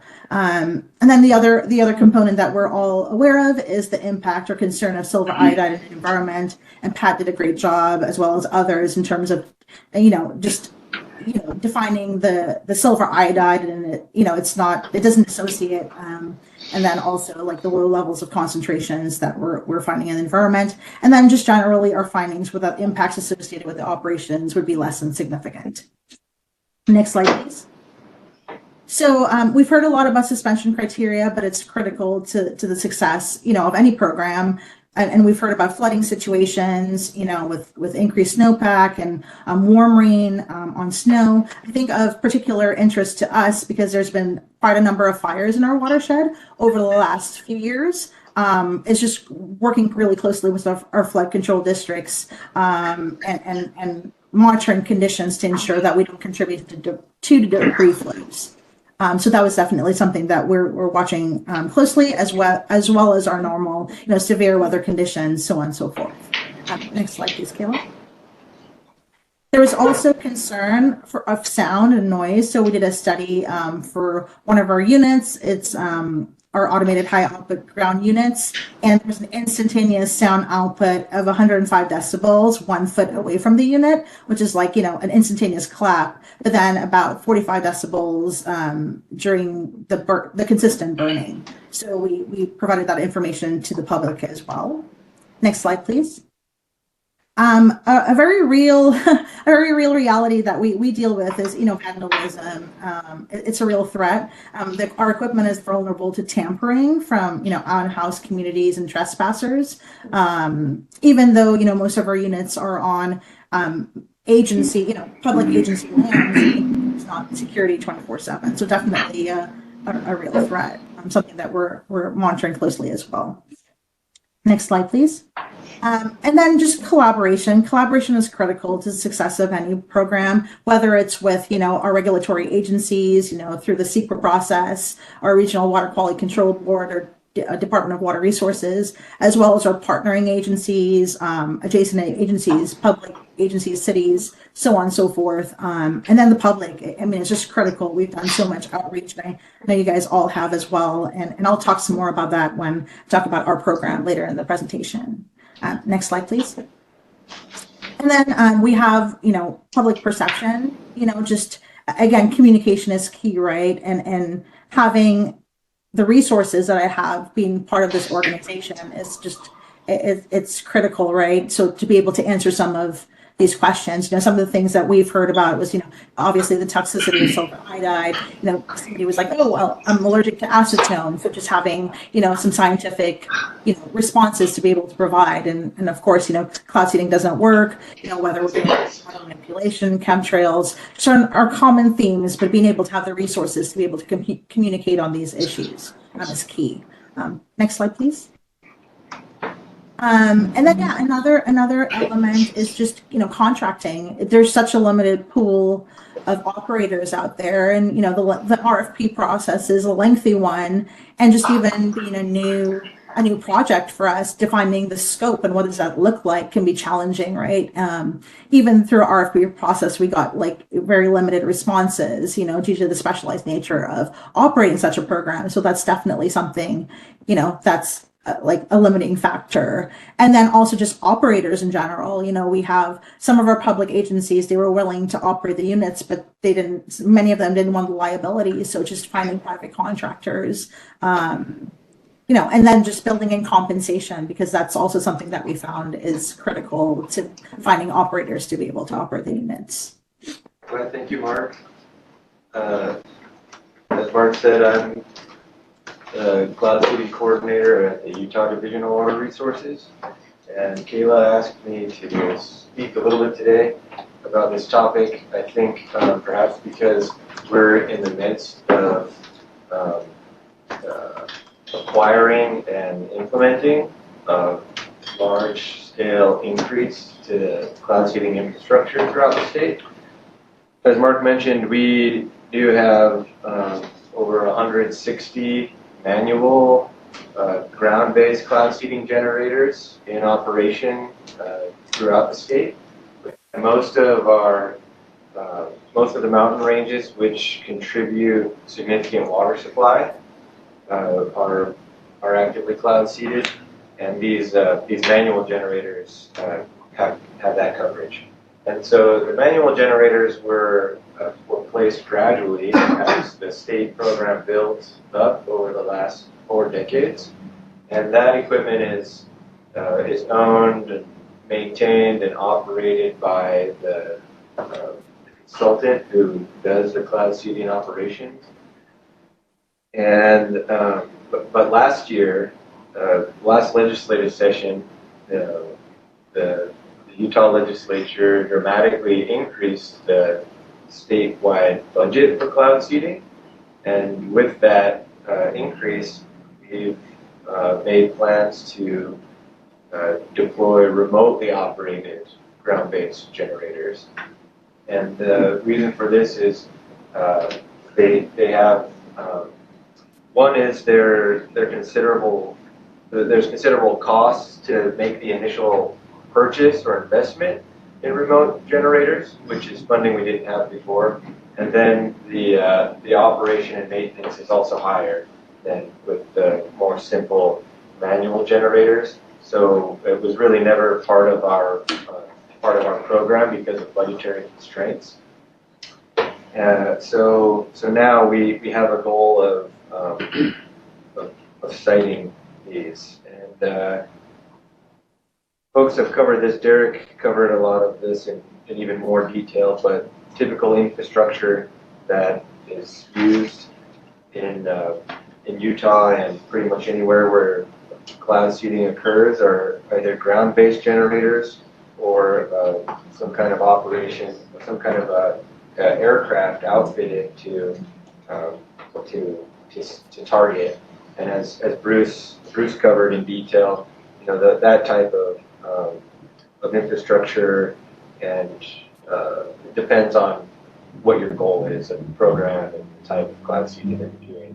And then, as others have shown, acquiring equipment that helps to make observations of the weather, both for real-time operations and forecasts, as well as to collect that data that can be used by researchers.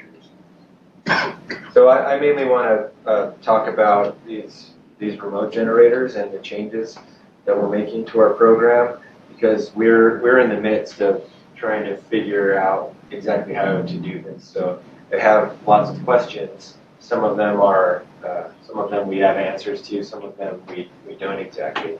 But the goal is to eventually deploy 120 remote generators, which is quite ambitious. And we'll do that over several years. And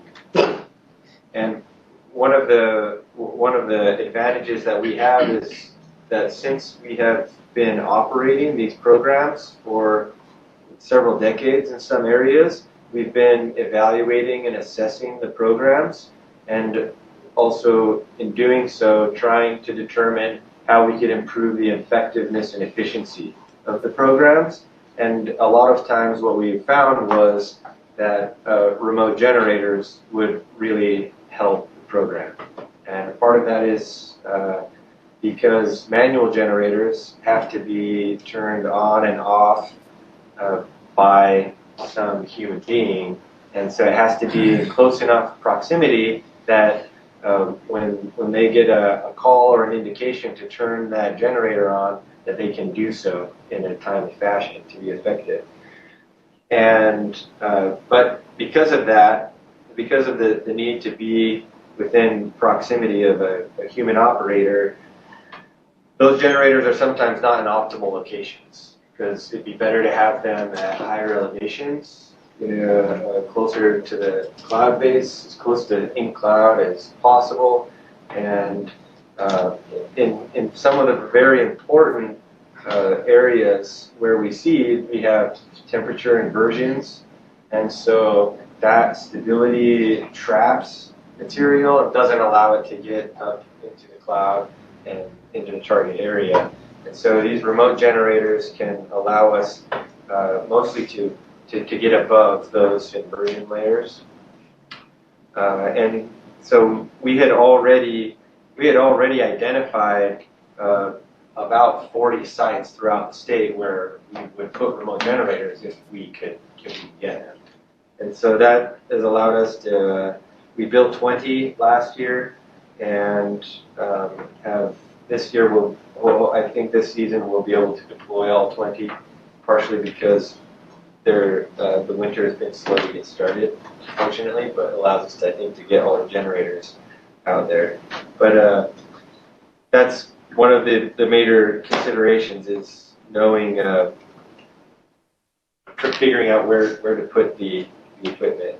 And so, as Rachel mentioned, one thing that can be a little tricky in the weather mod cloud seeding world is that there aren't that many experts or operators who can do this kind of thing. We just put out a notice for an open position to be a cloud, to get more staff to work on the cloud seeding program in Utah. And it's very hard to find someone who has, experience or knowledge about cloud seeding, let alone, that can actually effectively operate a program. So for us, finding the vendor that we use is a vendor who has offices in Salt Lake City.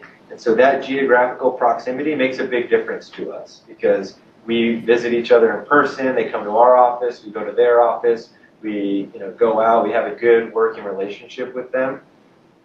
And we've been working with them for several decades. So there's a lot of history, and it just works out really well for us. Another advantage of determining who are we going to purchase this equipment from, it has to do with their willingness to work with us to design and customize our design, to test it out and go back and forth. So we really like that. And then another issue is the ability to build these generators. It's It's not always a quick process, and that can be a bottleneck when you have a goal of deploying 120. And so this company actually recently applied for a grant in the economic development office of the state, and so they won this industrial development grant, and they were able to make some new hires and build some manufacturing capacity so that they could crank out these generators that we designed a little faster. And then, of course, you have to consider contracting and purchasing. So I know from working with my colleagues like Kayla and others with Andrew in Colorado, that they have all kinds of different rules for how you go about making a request for a proposal and awarding contracts, and all that procurement process can be different. For us, it's rather streamlined. We have special call-outs in the cloud seeding statute, which basically gives us leeway to contract at will for operations and research.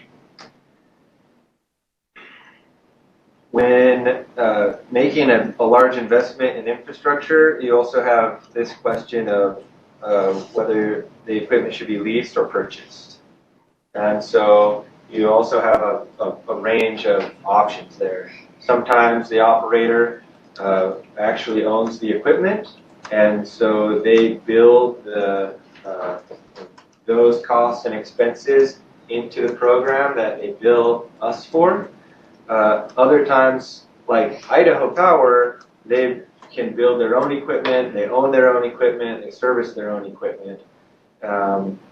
And then in other cases, so for us, in the case of these remote generators, we're actually purchasing them so that the state owns them, but then we, because we don't have the capacity to store them or maintain them, we actually, the contractor does that for us. But that comes with, that can come with some additional costs as well. So those are just considerations that you have to make. And then setting up and taking down the equipment can, when you have a few generators, that may not be much work over before and after the winter season. But once you start scaling up at the level that we're looking at, that becomes a considerable amount of time and effort, especially when we're looking across the entire state of Utah. So all of these kind of considerations, we have to figure out what to do. And then lastly, siting. And Rachel just mentioned the kind of one of the major lessons that Santa Ana learned was the amount of time that it can take to attain and negotiate site access. And so that's no trivial matter. So our approach has been in this priority to first find private lands where we can site the generators, then to identify state lands, and lastly federal lands. And there are some advantages and disadvantages to each. The reason we prioritize the private is because often there's no cost to site it there. We have a lot of willing landowners. We have a lot of large landowners in Utah, and so lots of times they're more than happy to put the equipment on there and work with the operator. And we also don't need any permitting, in order to do that. It's just based on permission. And but one difficult thing about that is it increases the logistics for us, because then you have to have contact number, name, coordinate, with the landowner, figure out where exactly to put it, and that list of contacts can get quite long. So for the state, that's our next best choice, because since we are in the Department of Natural Resources and the executive branch, we can work closely to streamline some permitting with other agencies who own land. The Division of Water Resources doesn't, but the Division of Wildlife, Forest Fire and State Lands, and Parks, they all own land that's sometimes in ideal locations for siting these generators, and we can work with them to get those permits. But it's limited in the amount of state land that also overlaps with these ideal siting locations. And then lastly, federal lands, which are most of the primary lands where we would want to site remote generators are on federal lands, but that can sometimes be burdensome to get permitting from them. Fortunately for us, we have a Forest Service liaison in the Department of Natural Resources he has an office in our building, and he's in there 2 days a week, so we can face-to-face with him, and he's helping us to do a single permit for the entire state, and that's valuable because it simplifies like the number of permits, but still each site on Forest Service land has to be identified and visited and detailed. So it still takes a lot of time, and we probably won't be able to make all the site visits or and get that permit until next spring.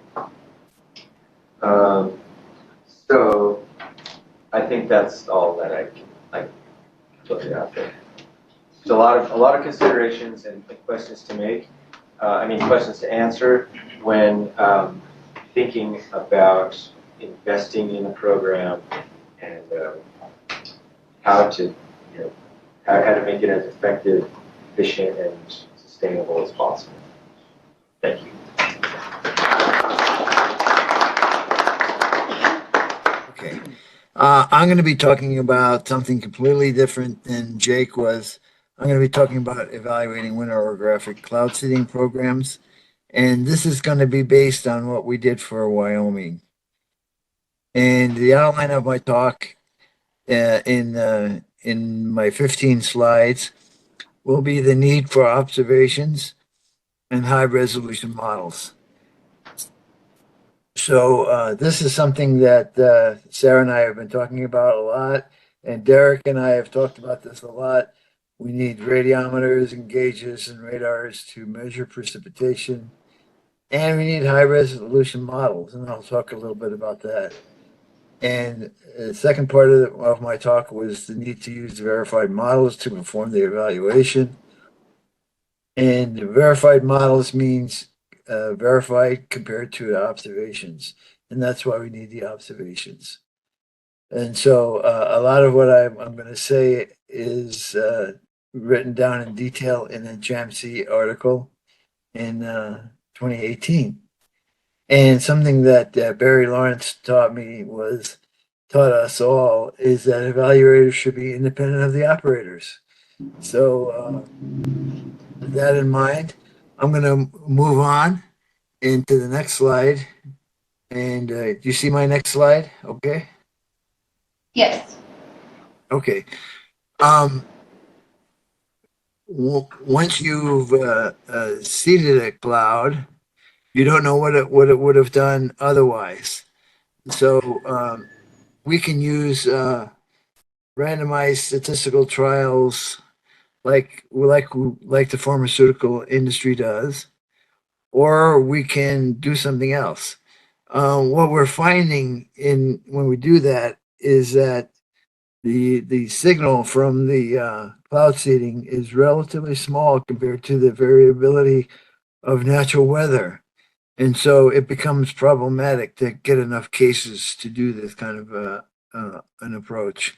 In the Wyoming case, we estimated it would take about 1,000 independent cases, and we had about 118 or so.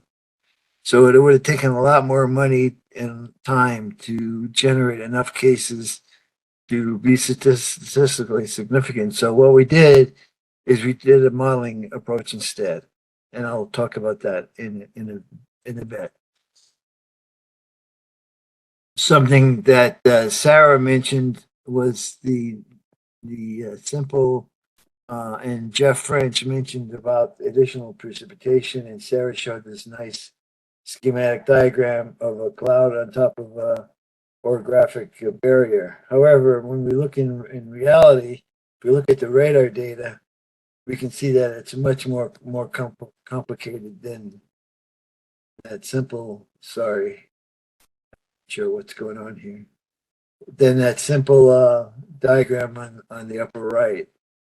The clouds are much more complicated, and a lot of the complication is due to the fact that the mountain barrier is complex, and that creates updraft, downdraft patterns that are difficult to reproduce in the model, and or difficult to reproduce anywhere in any situation. And it's not the water cycle that we see depicted on the left. Yeah, it is much more complicated than what we see on the left. So this is one of the reasons why we started moving into the modeling world. And this diagram shows a little bit of our rationale. If you look at the global and regional models, they're typically around 50 to 30 kilometer resolution. And if you look at the type of microphysics involved and cumulus parameterization, because they're so coarse, they need a cumulus parameterization. You can see that you have simple microphysics and you need to have a cumulus parameterization. And PBL means planetary boundary layer parameterization. Sorry, Bruce, for the acronyms here. So what we've decided to do is go down to 2 to 4 kilometer resolution, which is the star here. And I want to thank Jeff French for bringing up the concept of mixed phase microphysics. What we're able to do is eliminate cumulus parameterization in simple microphysics, and now we're able to simulate mixed phase microphysics, which means we can do cloud, ice, and cloud droplets together. And this turns out to be a critical thing to do. The other thing that 4 kilometers or 2 kilometers allows us to do is to resolve the topographic forcing. And this is something that Sarah showed earlier. This is something we did many years ago. Now, 10 years ago, we ran a model at the WRF Weather Research and Forecast model at 36 kilometers and 2 kilometers over the Colorado headwaters. And what we found is that, as Sarah described nicely, when we run at 36 kilometers, we only get about 300 millimeters in this region, whereas at 2 kilometers we get a 900 to 1,000, and that agrees well with the SNOTEL observations. Now, one thing that Sarah didn't show, and I will show, is the picture of the SNOTEL gauge. This is the gauge at Gliese in the southeast Wyoming, and you can see it's a very tall gauge, about 25 feet tall. And the reason it's so tall is because you generate a lot of snowpack in this region, and you can see an altar shield around it. So the SNOTEL data is wonderful. I didn't know it existed when I started this project, but I quickly found it, and I've been evaluating models using the SNOTEL data. The one drawback is that its resolution is not that great. It's 1 millimeter resolution, but if you do it over a season, it works out really well. And I'll show you some results here in a second. So having observations is critical. A radiometer to measure the vertically integrated supercooled liquid water. One thing that I didn't hear this morning, and maybe I wasn't able to attend all the talks, was that supercooled liquid water is important, but I know that was something that was emphasized, but what's producing that is the vertical motion of the atmosphere, and that has to do with the air hitting the sides of the mountains, causing vertical motion. So having that information is really critical.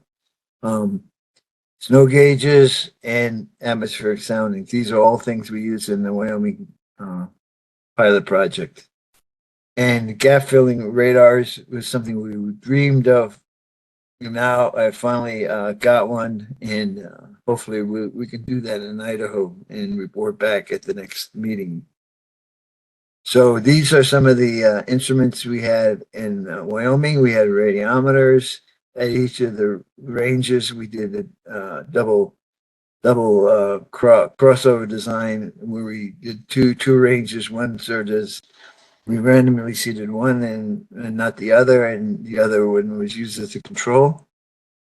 And we had snow gauges. And one of the things that I really insisted on was we have 3 snow gauges at each site. So this site I think is Gliese, and this is one of our target sites. And you can see three snow gauges. And when we did the evaluation, we compared all 3 together. If 2 are wrong, you don't know which one is wrong. But if you have 3, then you know which one is the right one, and hopefully, and which one is the wrong one. So we typically had 3. We had 3 at all of our sites. I mentioned to you earlier that I would talk to you about snowtells. Snowtells tend to be all over the West, and they are a wonderful resource for evaluating models. And what we did is we looked at the seasonal snowfall and snowpack. Each of the snowtell sites has a snow gauge, which measures the precipitation, and a snow pillow, which measures the snowpack. And we looked at both. And we looked at all these ranges over the West. And you can see the comparison in the Pacific Northwest, Sierra Nevadas, Utah, which we just heard about, and Colorado, and all snowtell sites here in the lower plot are excellent in terms of precipitation. In terms of snowpack, we're a little bit underestimating the snowpack. So that's something we're working on right now, is to understand why we're underestimating the snowpack. So in the next few slides, I'm just going to briefly talk about the Wyoming WeatherMod pilot project approach that we used, and this is in the 2018 paper that I mentioned to you.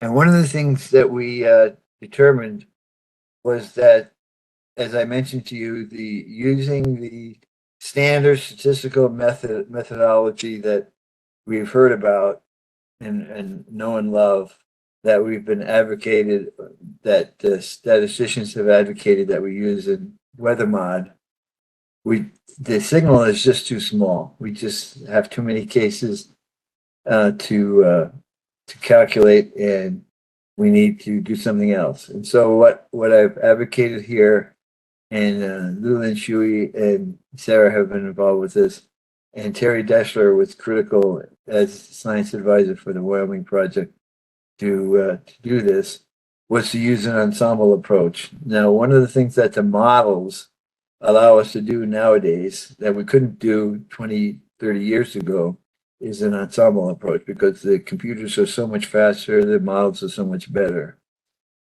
So one of the things that this has allowed us to do is actually use an ensemble approach. And an ensemble approach, which I'll define here in a second, means that we vary the large scale environment driving the model, the natural cloud evolution in the land surface physics, planetary boundary layer physics, and the cloud and precipitation microphysics, and even the seeding. We have changed the planetary boundary layer for silver iodide dispersion, land surface physics, and seeding microphysics.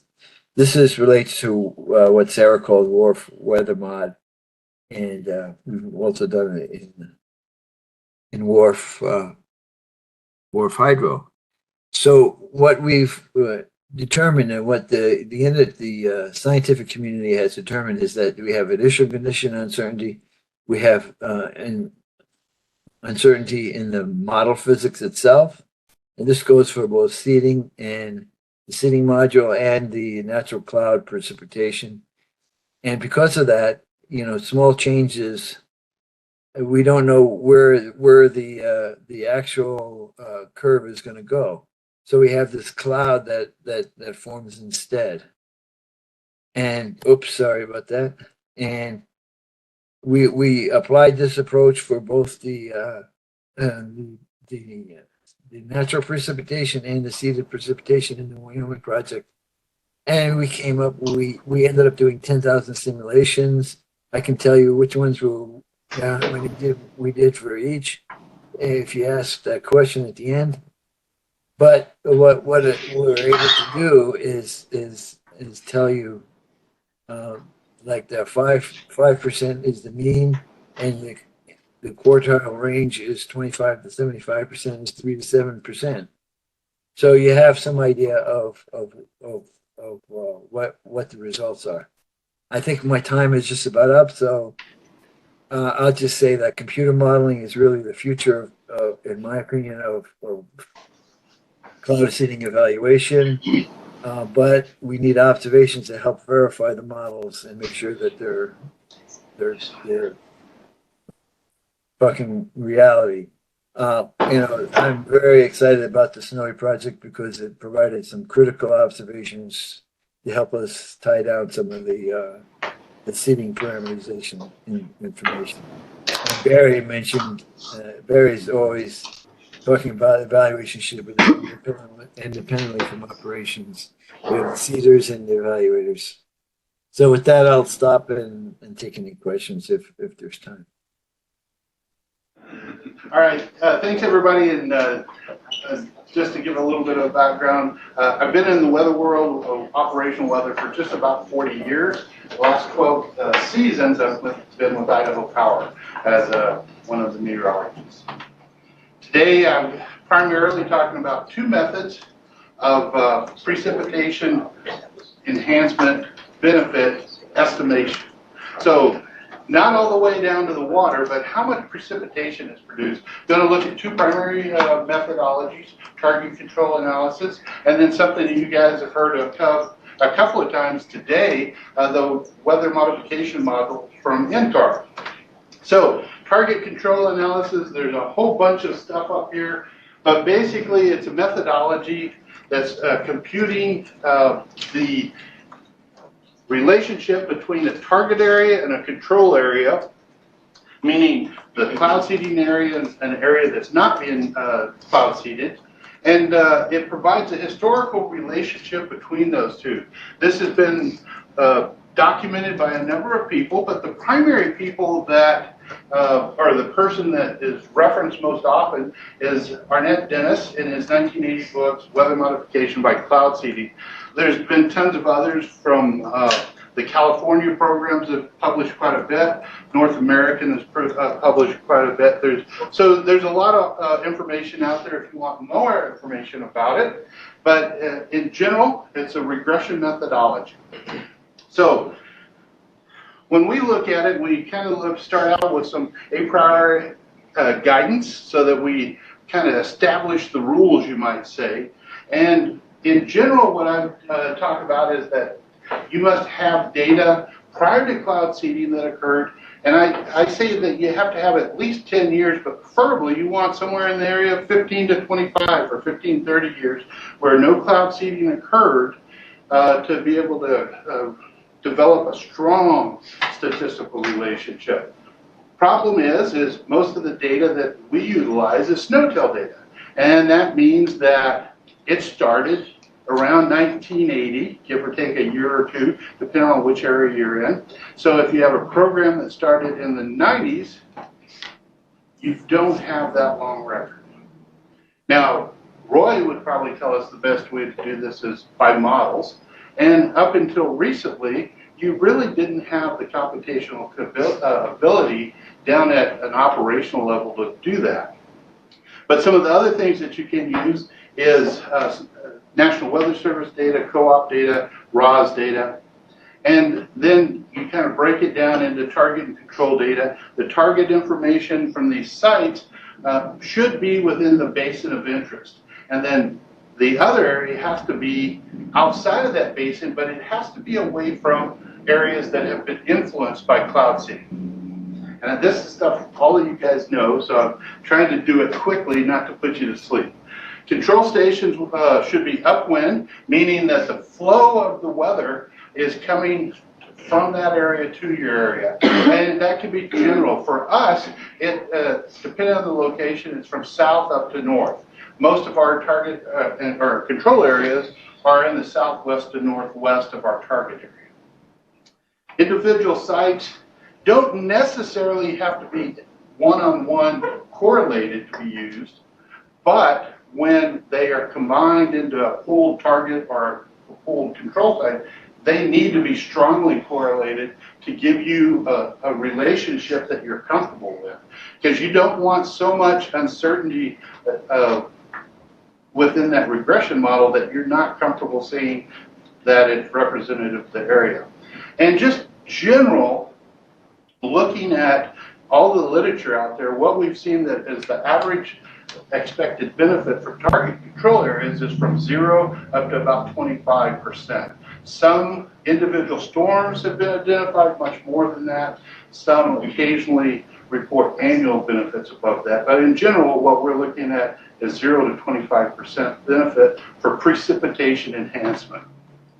Process as we do it, we go in and select our target sites. We use generally the 8-digit HUC, so that river basin that's kind of predetermined and identified by other folks such as the USDA within the NRCS or National Weather Service for the river forecast areas. And that 8-digit, it breaks it down into areas that we're interested in, say the Payette River Basin, the Boise River Basin, things like that. Control sites are based upon excluding target areas and the surrounding areas that have likely been cloud seeded in the future. And probably everybody here is well aware of the fact that that's getting harder and harder and harder to find because there's more programs and they're becoming more extensive. When we looked at cloud seeding, let's see if you guys can see this mouse. Hopefully the ones online can see this mouse.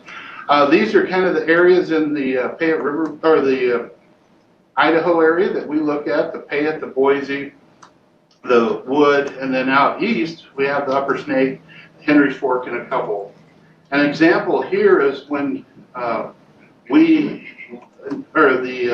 this area in the Mud Lake area was initially developed for a target control analysis many years ago.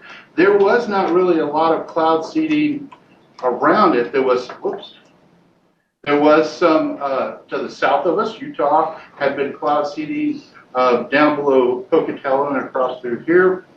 We had been seeding up in the Payette River Basin here, and the DRI kind of down to the southwest had some areas that they've been cloud seeding. Now with the expansion of the DRI program across some of the areas to the south, pretty much all the areas south of the Snake River Basin are no longer usable for target control analysis as control units.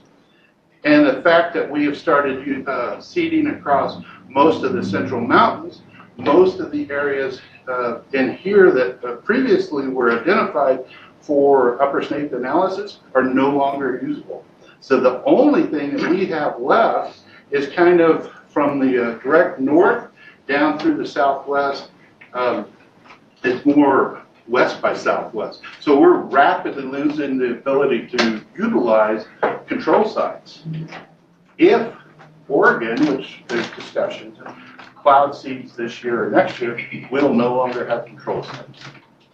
So that puts us in kind of a predicament there. But once you're in an area that you can identify control sites and target sites, basically we go to the Snowtail site website, we download the November 1st and April 1st precipitation amounts, and we calculate a cloud seeding precipitation, basically taking the April 1st precip and minusing the November 1st precip.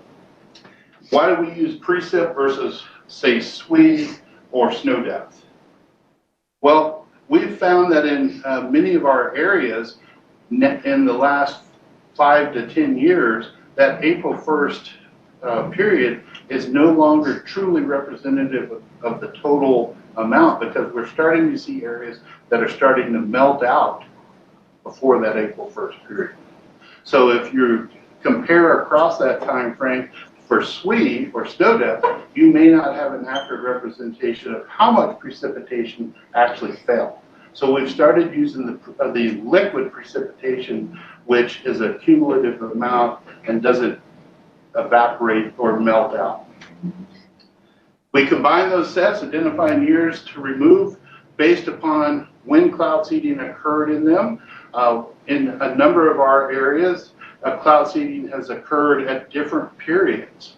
So some of them were seeded in the 80s, some of them in the 90s, and these may be 1 or 2 years at a time where projects started, stopped, started, stopped. So you have to pull those years out and use the remaining years to develop your control relationship, and then use them to predict your operational stuff. Select the most representative target sites and control sites using a combined. We use a bootstrap regression approach based on the a priori guidance. And to give you an example of how this becomes painful, so in the early 2010s, we redid the pay-it base and target control. We have 5 possible snow-tail sites. There's, at that time, was 73 possible snow-tails that could be control sites. And you can see going through here that if you had 3 control sites and 3 target sites, the potential was like 60,000 potential combinations that you could do there. Looking at it, we got strong relations across many of them, to the point that we had over 13,000 that produced an R-squared of 94 or 0.94 or 94%.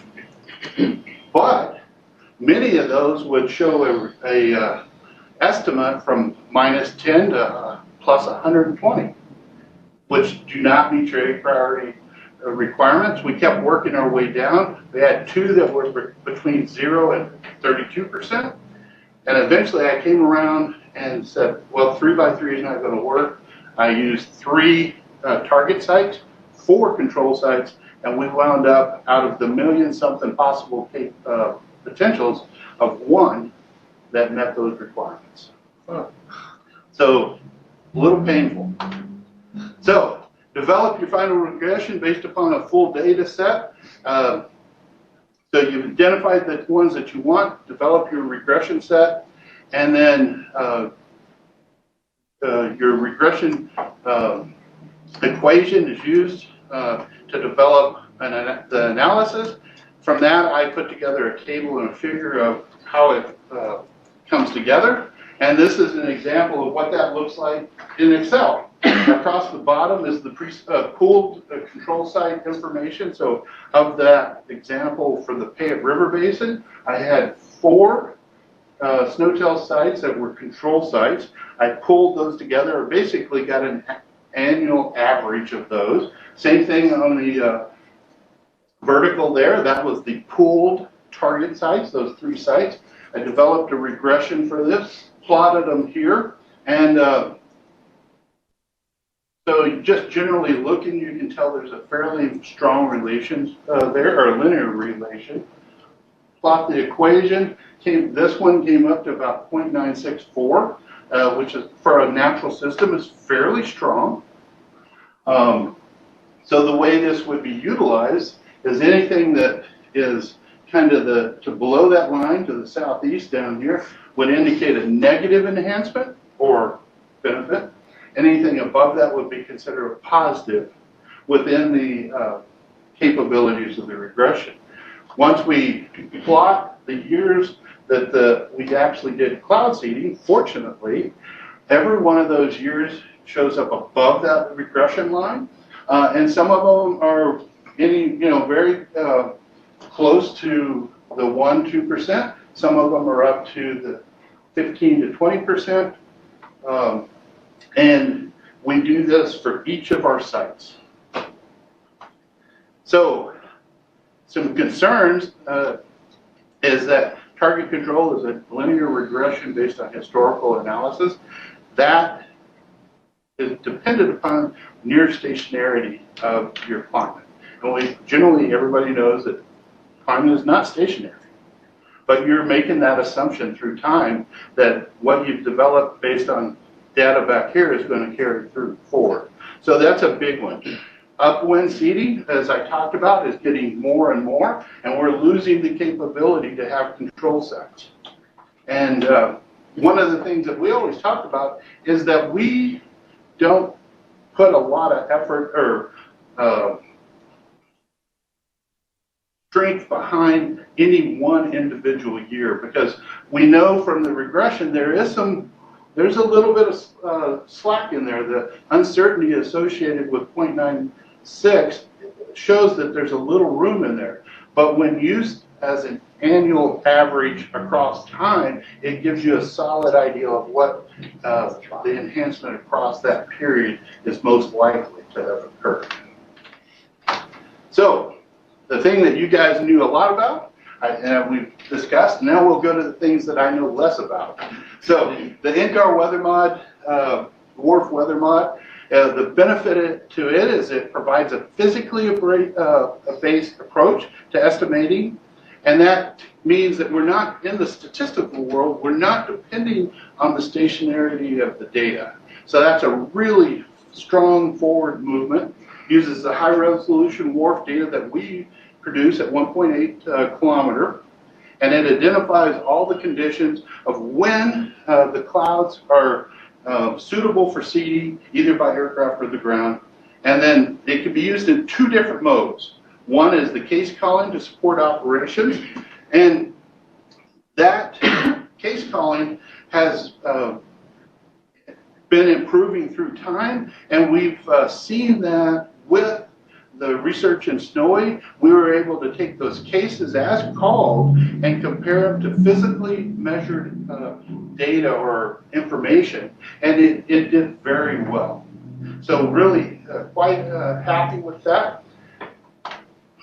And this is an example of this. Is the thing on the left is a text that the model puts out, shows that no cloud seeding for ground was available. There's one available for aircraft, and in that time frame, there's a period that's beneficial between 1300 and 2130 during the day. That's identified over here in these light gray bar. And then the best case in that time frame where everything really comes together well is the dark gray picture on, or line here. What this represents is it gives a physical appearance of the member functions that we're looking at. So across the bottom in this example is average precipitation rate. How strong is it precipitated? We have everything from relative humidity with respect to ice, relative humidity with respect to water, temperatures, and then a combined seeding index on the top. And as we see across this top one, the solid line is what we're looking for that index to get above. Once that gets above that, that indicates that we've kind of met enough of the criteria for an effective seeding process. Now, if you really want to know how this works, you would talk to Lou Lin and the NCAR folks, because they can provide you much more detail. This is just a simple example of how this works. And then the next part of it is the benefit estimates, which ties back to the target control. It allows you to run your WRF data to establish the case calling mechanism that calls when you should seed, and then that is rerouted from that when it's identified back into the module. And I have a diagram so you don't have to try to follow my wandering around. And then it simulates what would happen if you seeded at that time.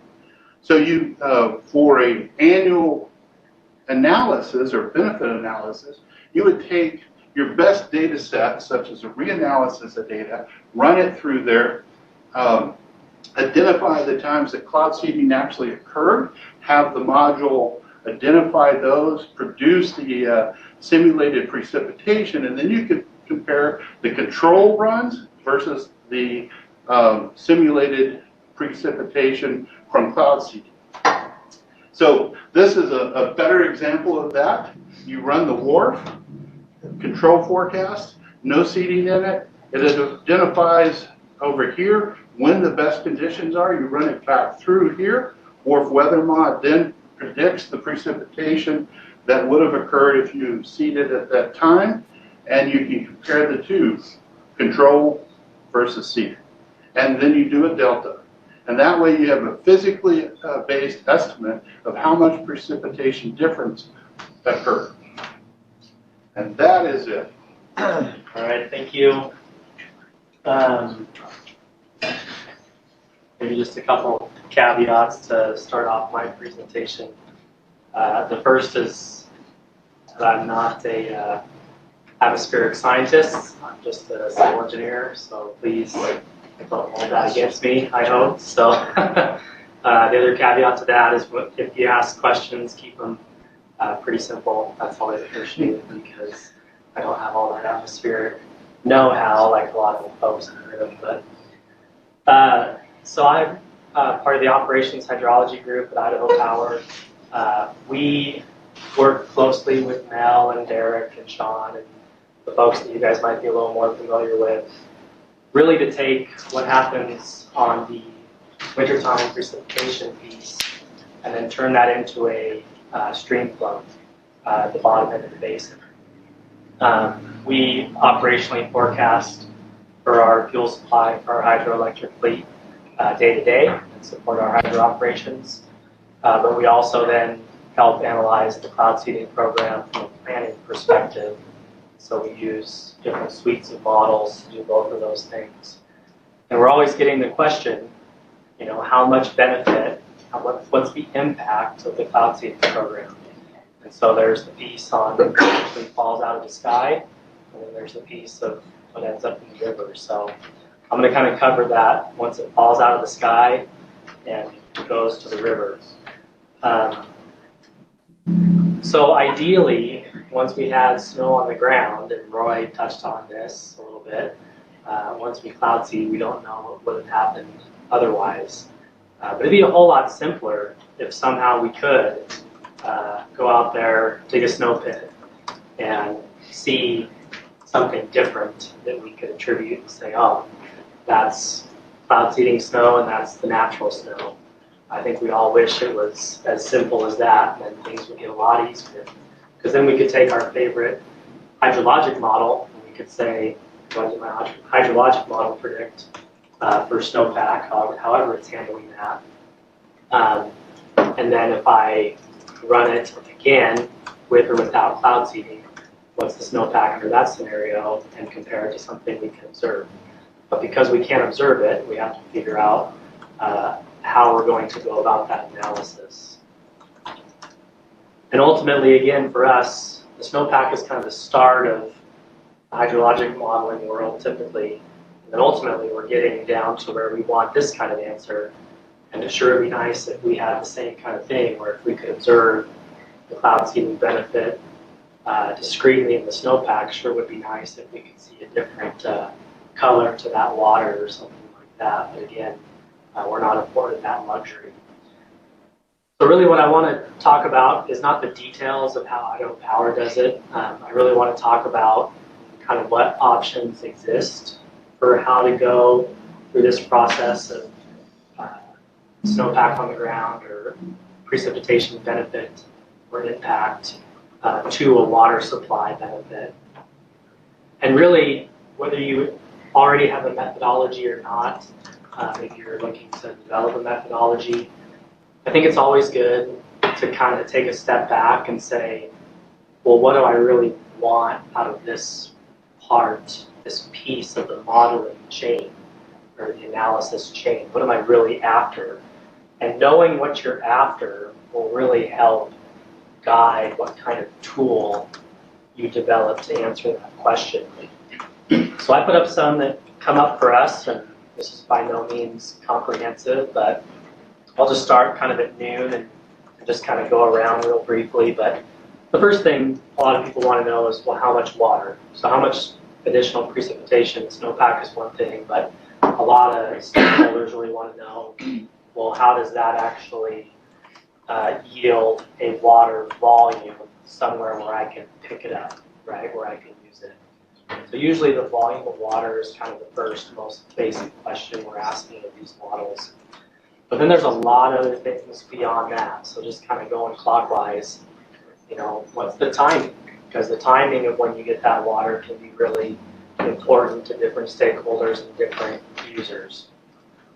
What spatial scale am I looking at? Am I looking at relatively small catchment? Am I looking at something like the entire Snake River Basin in southern Idaho? Am I looking even larger than that? That will guide maybe the right type of model that you use to answer that question. Because there will be trade-offs associated with different choices. What physical processes am I curious about? Talked a lot about once that snow is on the ground, it can run off, it can infiltrate. A lot of the infiltrates might have a benefit, say, to an aquifer.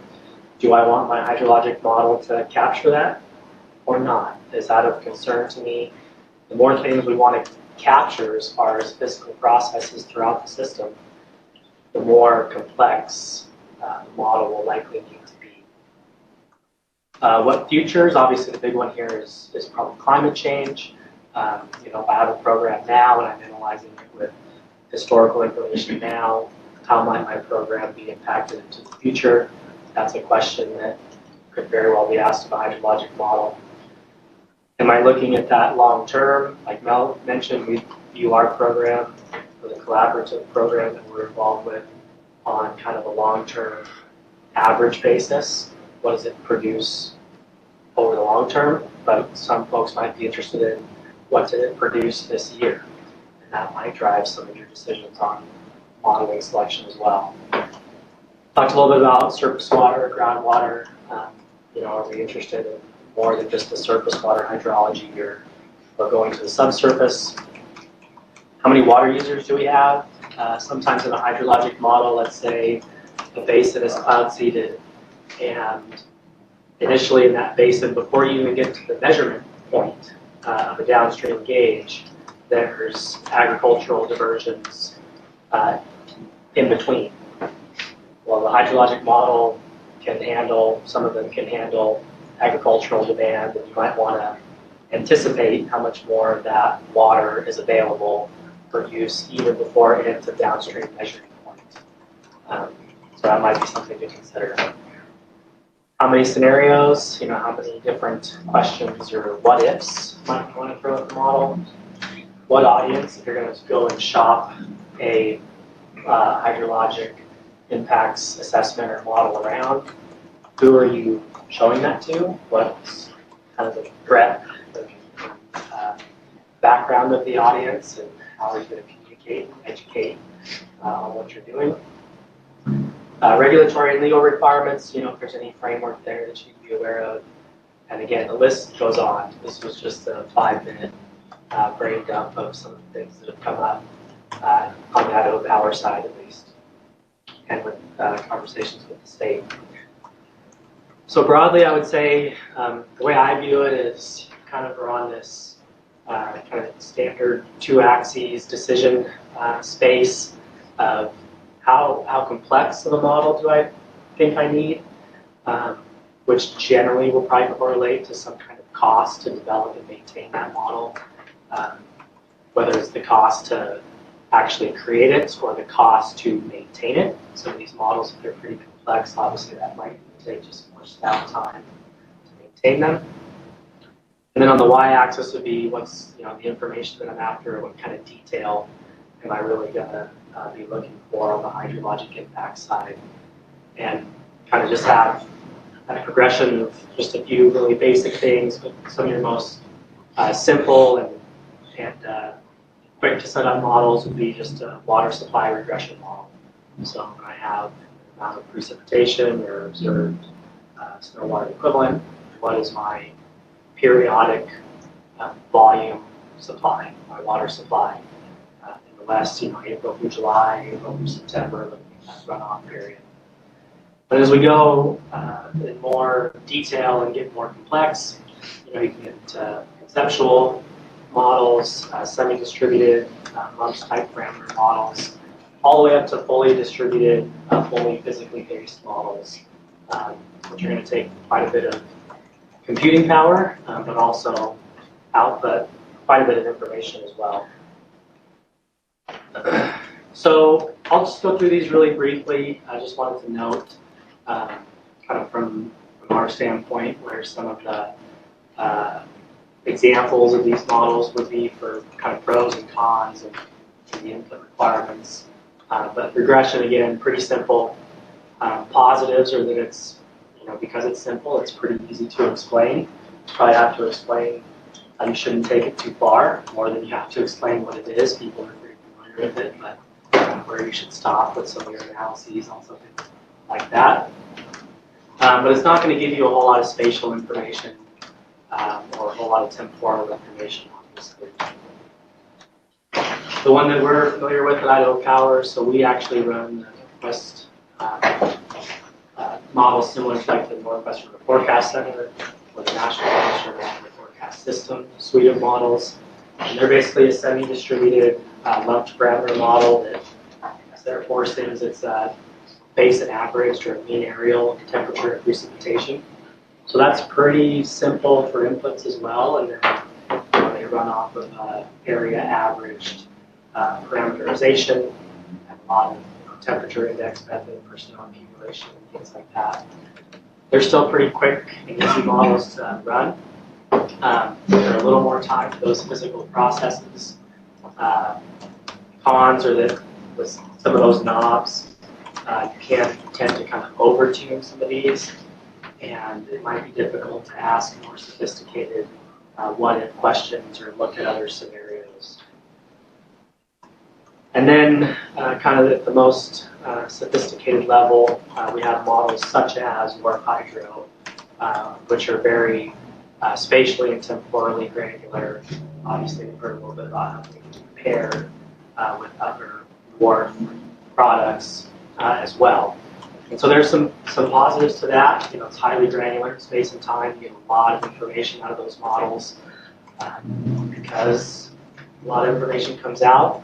Ideally, you have a lot of information to be able to go into that as well, and that can sometimes be hard to find in certain bases. And then, as I mentioned, these models do take quite a bit to maintain, keep going year after year as well, so that's a consideration depending on your staffing, your resource availability to do that. And then just to wrap it up, just some final thoughts that we talk about a lot, really knowing the needs and the questions, which is not trivial sometimes, how many stakeholders there are, but really trying to remember what you're after will really help determine what kind of tool set you need and what you go with. We have a saying in our group is, don't build a Ferrari if Camry will do the job. Don't go and kind of get starry-eyed and go for the biggest and best thing if you don't need it, because it's going to be more expensive and cost more to maintain. Really think about what you need and start there.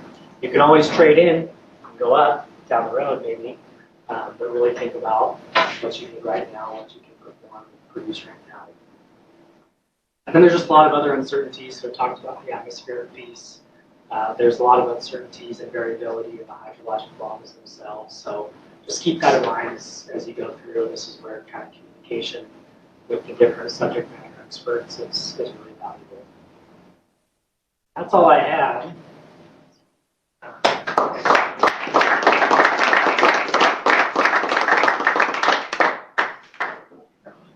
So the big question is, a lot of times, is where does the water go after it falls down and accumulates? For some people, all they care is to add water to the system, which makes sense. Usually more water is better, especially when you're in an arid environment, semi-arid environment. But also at times people want to know who's benefiting. And so that's really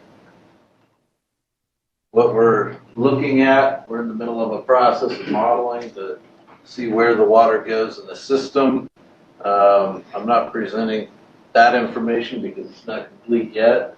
But if you just want to increase the water supply generally, there's not much need for further modeling other than target control analysis or trying to determine what that value is. But you may be trying to target cloud seeding for irrigation, and you want to know how often do irrigators benefit. You might be targeting hydropower generation. You might have multiple things you're targeting. One thing that probably benefits from cloud seeding in Idaho is aquifer recharge. And then there's other things, perhaps like increasing base flows for habitat purposes. It took off here. Sensitive mouse. I'm not going to talk about habitat, but that's one possible use. So where does the water go? First thing is uncertainty, understanding your system. So one thing we did is we don't know how much benefit we're getting. We have kind of a range of ideas, so we just started at 2%. We ran a reservoir operations model up to 22%. We're looking for non-linearities in that system. We're also looking at the reservoir system model to see how well it actually represents the system. But as you go through that range, how much does it change? Is there a threshold where all of a sudden you're getting less benefit? It's a kind of interesting way to look at it. You can also take a more simple approach and just look at a hydrograph. And I'll show a couple hydrographs where when you look at it, you can see, oh, here's when the benefit would occur. That's usually easier to do if you have a simple system. If you got a system like the Snake, looking at a hydrograph isn't going to do you a lot of good because there's so many different things going on. I'll talk a little bit about diversions and how we look at them in Idaho, but this is totally Idaho-centric with this diversion method. And you have to look at kind of how your system operates. Hydropower, I'll probably talk a little bit about that recharge. Changing, accounting for the uncertainty, I talked about that. We kind of we have a riverware model, and what we did is we just changed the inputs into the model for a range of different increases in stream flow. We're also running a hydrologic model with different levels of precipitation increase, which we're now going to run through the model. But there's different things you can do to just look at the variability of the system. And Mel covered a lot of that. So if we look at a couple hydrographs, the one on the left is the Salmon River Canal Company's reservoir south of Twin Falls. This is not an area that's currently being seeded, but if somebody wanted to seed it, when would it benefit? So this is the reservoir, and the interesting part is the reservoir can contain about 180,000 acre feet. So the reservoir almost never fills. It was built in 1910. It didn't fill until 1984. So, but when would the benefit occur? It's a multi-year reservoir. If you seeded, let's say in 2006, the reservoir would peak out here. You probably get a little bit more into that reservoir, but you're not going to get any additional diversion. What you're benefiting is you're putting more storage into the system. You're building up an insurance policy the next time you go into drought. So when you hit these years where the reservoir is bottoming out, after a couple of years of seeding during conditions where you didn't need it, you've now put extra storage into that reservoir, and you're going to have more water at least for 1 or 2 years in here. And that's kind of, you can begin to start quantifying that if you know how much additional seeding you're putting into the system. If you go over here, here's another flashy system. This is one we actually seed. And you can see here the reservoir peaks out at about 180 here too. And there's a lot of times that reservoir is peaked out. So anytime that reservoir peaks out, it's gonna, any seeding that's accumulated in the reservoir up to that point is gonna spill over.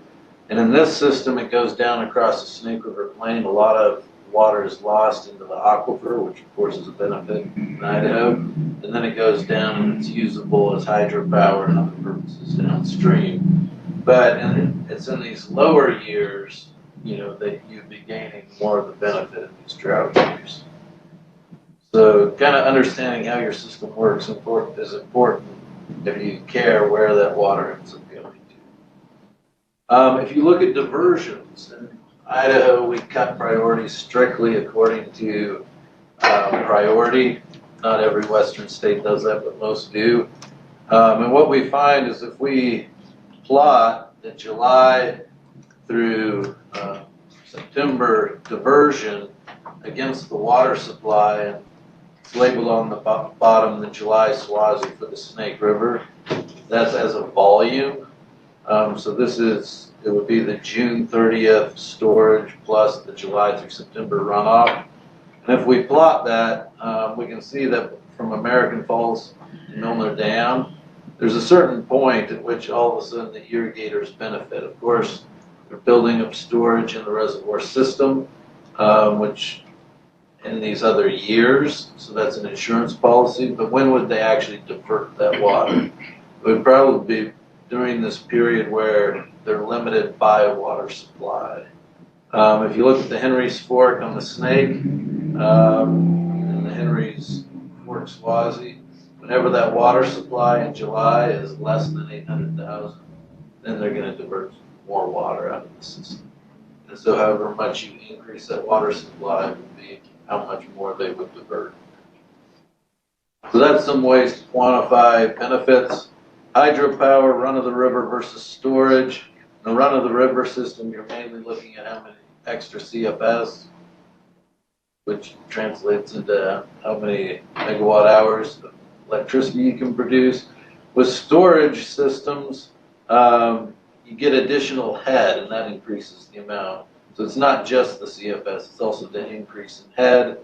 And then there are some systems in Idaho or Utah where the hydropower is supplemental. As the water's passed through for irrigation, it's kind of a supplemental supply. And so if you're diverting more, then you're going to produce more hydro. And so to understand kind of how that works is important. If you're trying to identify a specific benefit. Groundwater responses, and this is one thing that's big in Idaho with the Snake River aquifer, is as we divert more water out over the aquifer, or we're able to divert more in the winter to recharge the aquifer, that then has an impact that brings more water back into the river. So in a sense, when we cloud seed up above, and then we're able to divert that as recharge, we're going to get that water not only diverted as recharge, we're going to get it coming back into the river system where it can be re-diverted again later. So the benefits, cloud seed, as it passes through the system multiple times, you get multiple benefits out of that water. And in the East Snake Plain aquifer, we're able to just put response functions into a model because it's a single layer, unconfined aquifer is the way it's been modeled. And so there's a pretty simple way to put that into a reservoir operations model. I've done it in PowerSim, and then also Riverware. And there's an article from way back in 1999 where Gary Johnson did that with the Bureau's Monson model. So that's a pretty common thing if you have that single layer. If you don't, then it's a much more complicated analysis. But running it through the and so how do you add water into the model? I'm not sure what the audience's experience with this is, but you need to add it by reach. And you can either do it as percent of precipitation if you don't have a hydrologic model. It may not be 1-to-1, so you may want to do a variety of different options. How much of that increased precip is going to end up in the river, or you can run a hydrology model and then look at that increase from the hydrologic model. And so the concept is by reach gain. So let's say, just as an initial step, you're going to increase your stream flow by 2%. and then shift it around in your hydrograph. But to get to those numbers, it depends on, if you're seeding and in this reach above the reservoir and below the reservoir, you want to distribute where that water enters.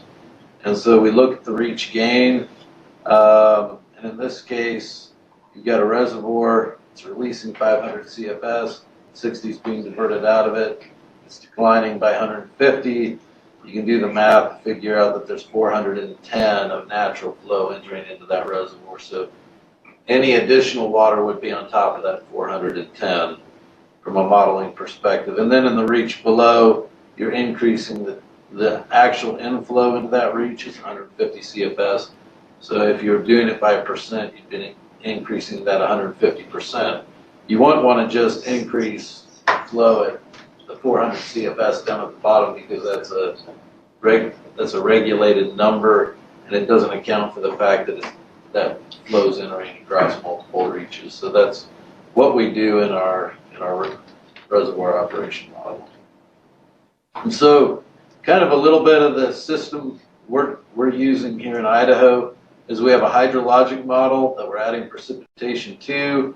That then goes into a reservoir operations model, which has response functions built into it, so that as we change reservoir operations, that impacts the aquifer, and then the aquifer response comes back to the river. And you can look at responses, and then at the tail end of the system, you can look at how much additional water leaves the basin.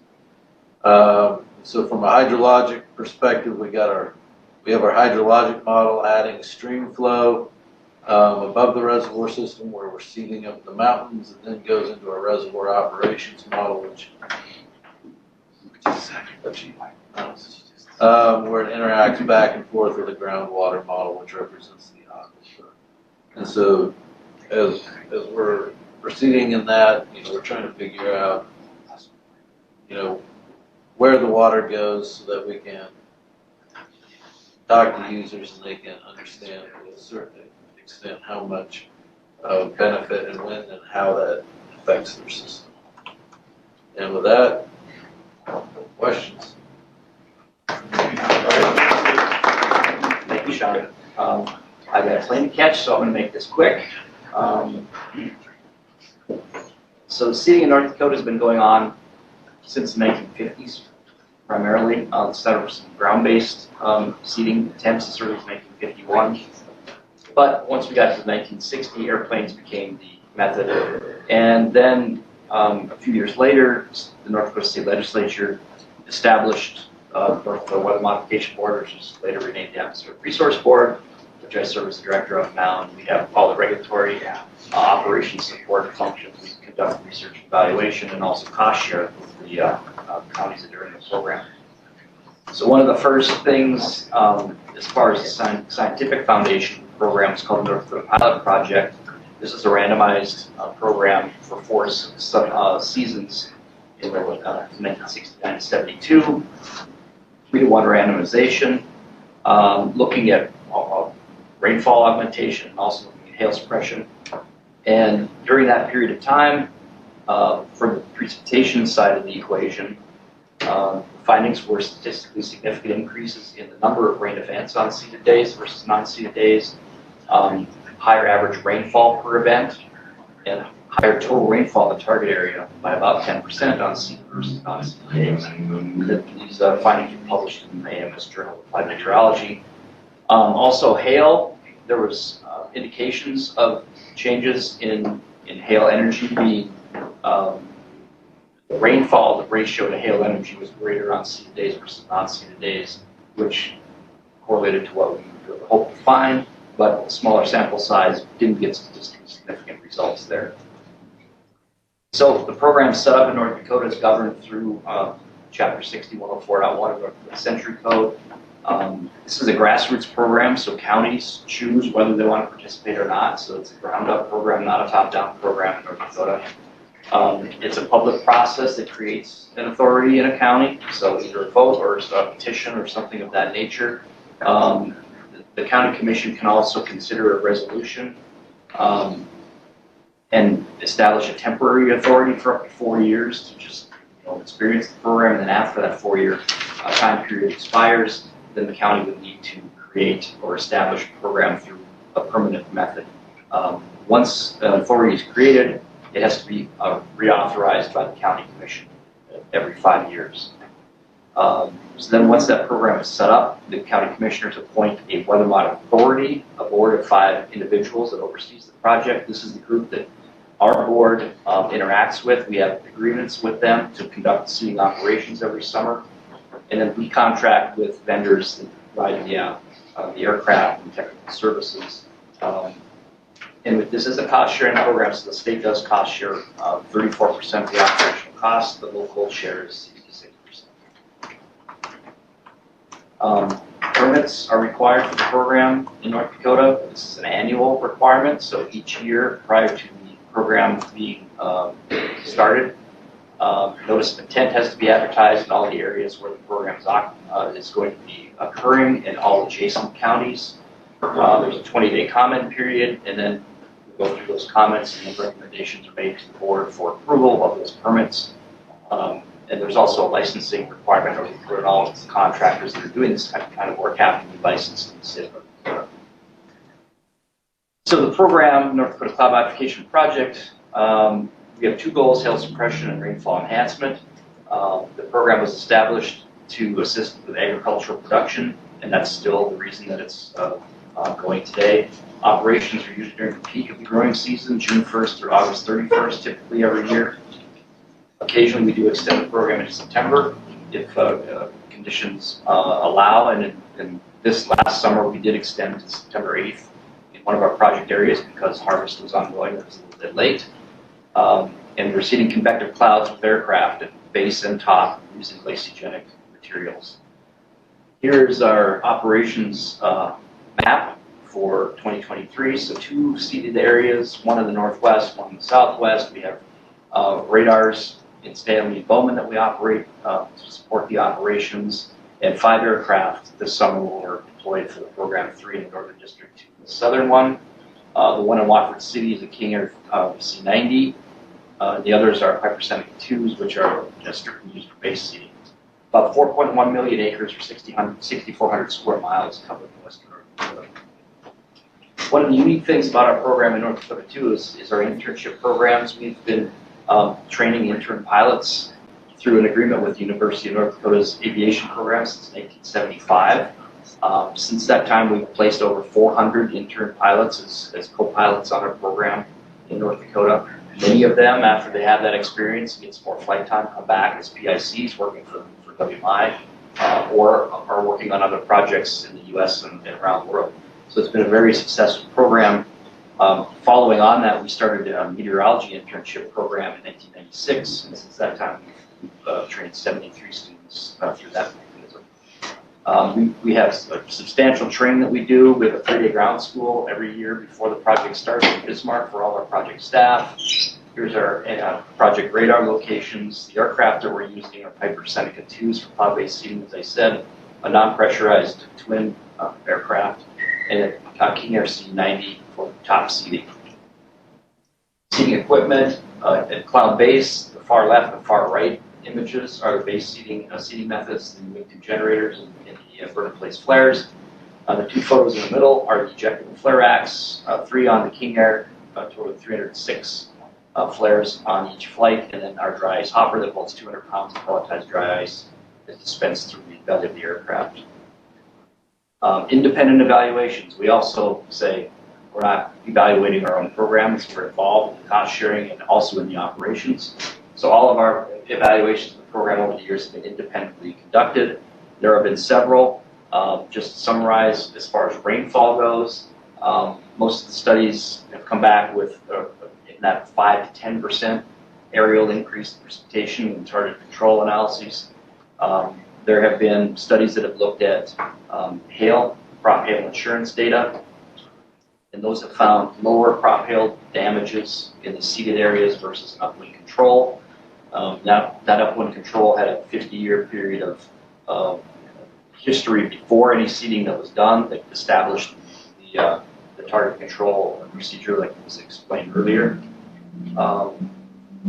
Looking at yields, there's been studies that have looked at wheat yields, found that wheat yield production is higher in seeded counties versus adjacent unseeded counties. And we've also looked at downwind effects of the seeding and found that the downwind effects of seeding North Dakota show a slight increase in precipitation downwind, not a decrease downwind, which is one of our studies was included in the Dave Felice et al. Paper in 2014 that looked at that topic around the cloud seeding world. We've done studies looking at the economic impacts. If you're increasing rain and decreasing hail loss, what effect is that having on crops? North Dakota State University's agribusiness and applied economics school has been doing evaluations for us on about every 10-year basis, and the most recent one was done in 2019 and showed about a 31 to 53 to 1 benefit cost ratio, depending on if we're looking at 5% increase in rainfall or 10% increase in rainfall, and that it also includes the hail mitigation parameters in that as well. So a pretty large benefit cost ratio for the money that's being spent on the program. And a couple other studies. One recent that was published came out of Michigan State University, completely independent. We just provided some data at their request, and they came to us about this. They looked at wheat and barley yields. They found statistically significant increase in wheat yields by about almost 4 bushels per acre in seeded versus adjacent unseeded counties. They found crop loss insurance ratios were lower in seeded areas, and benefit cost in this case 36 to 1 as well. That was a very quick overview of the program. Thanks for having me.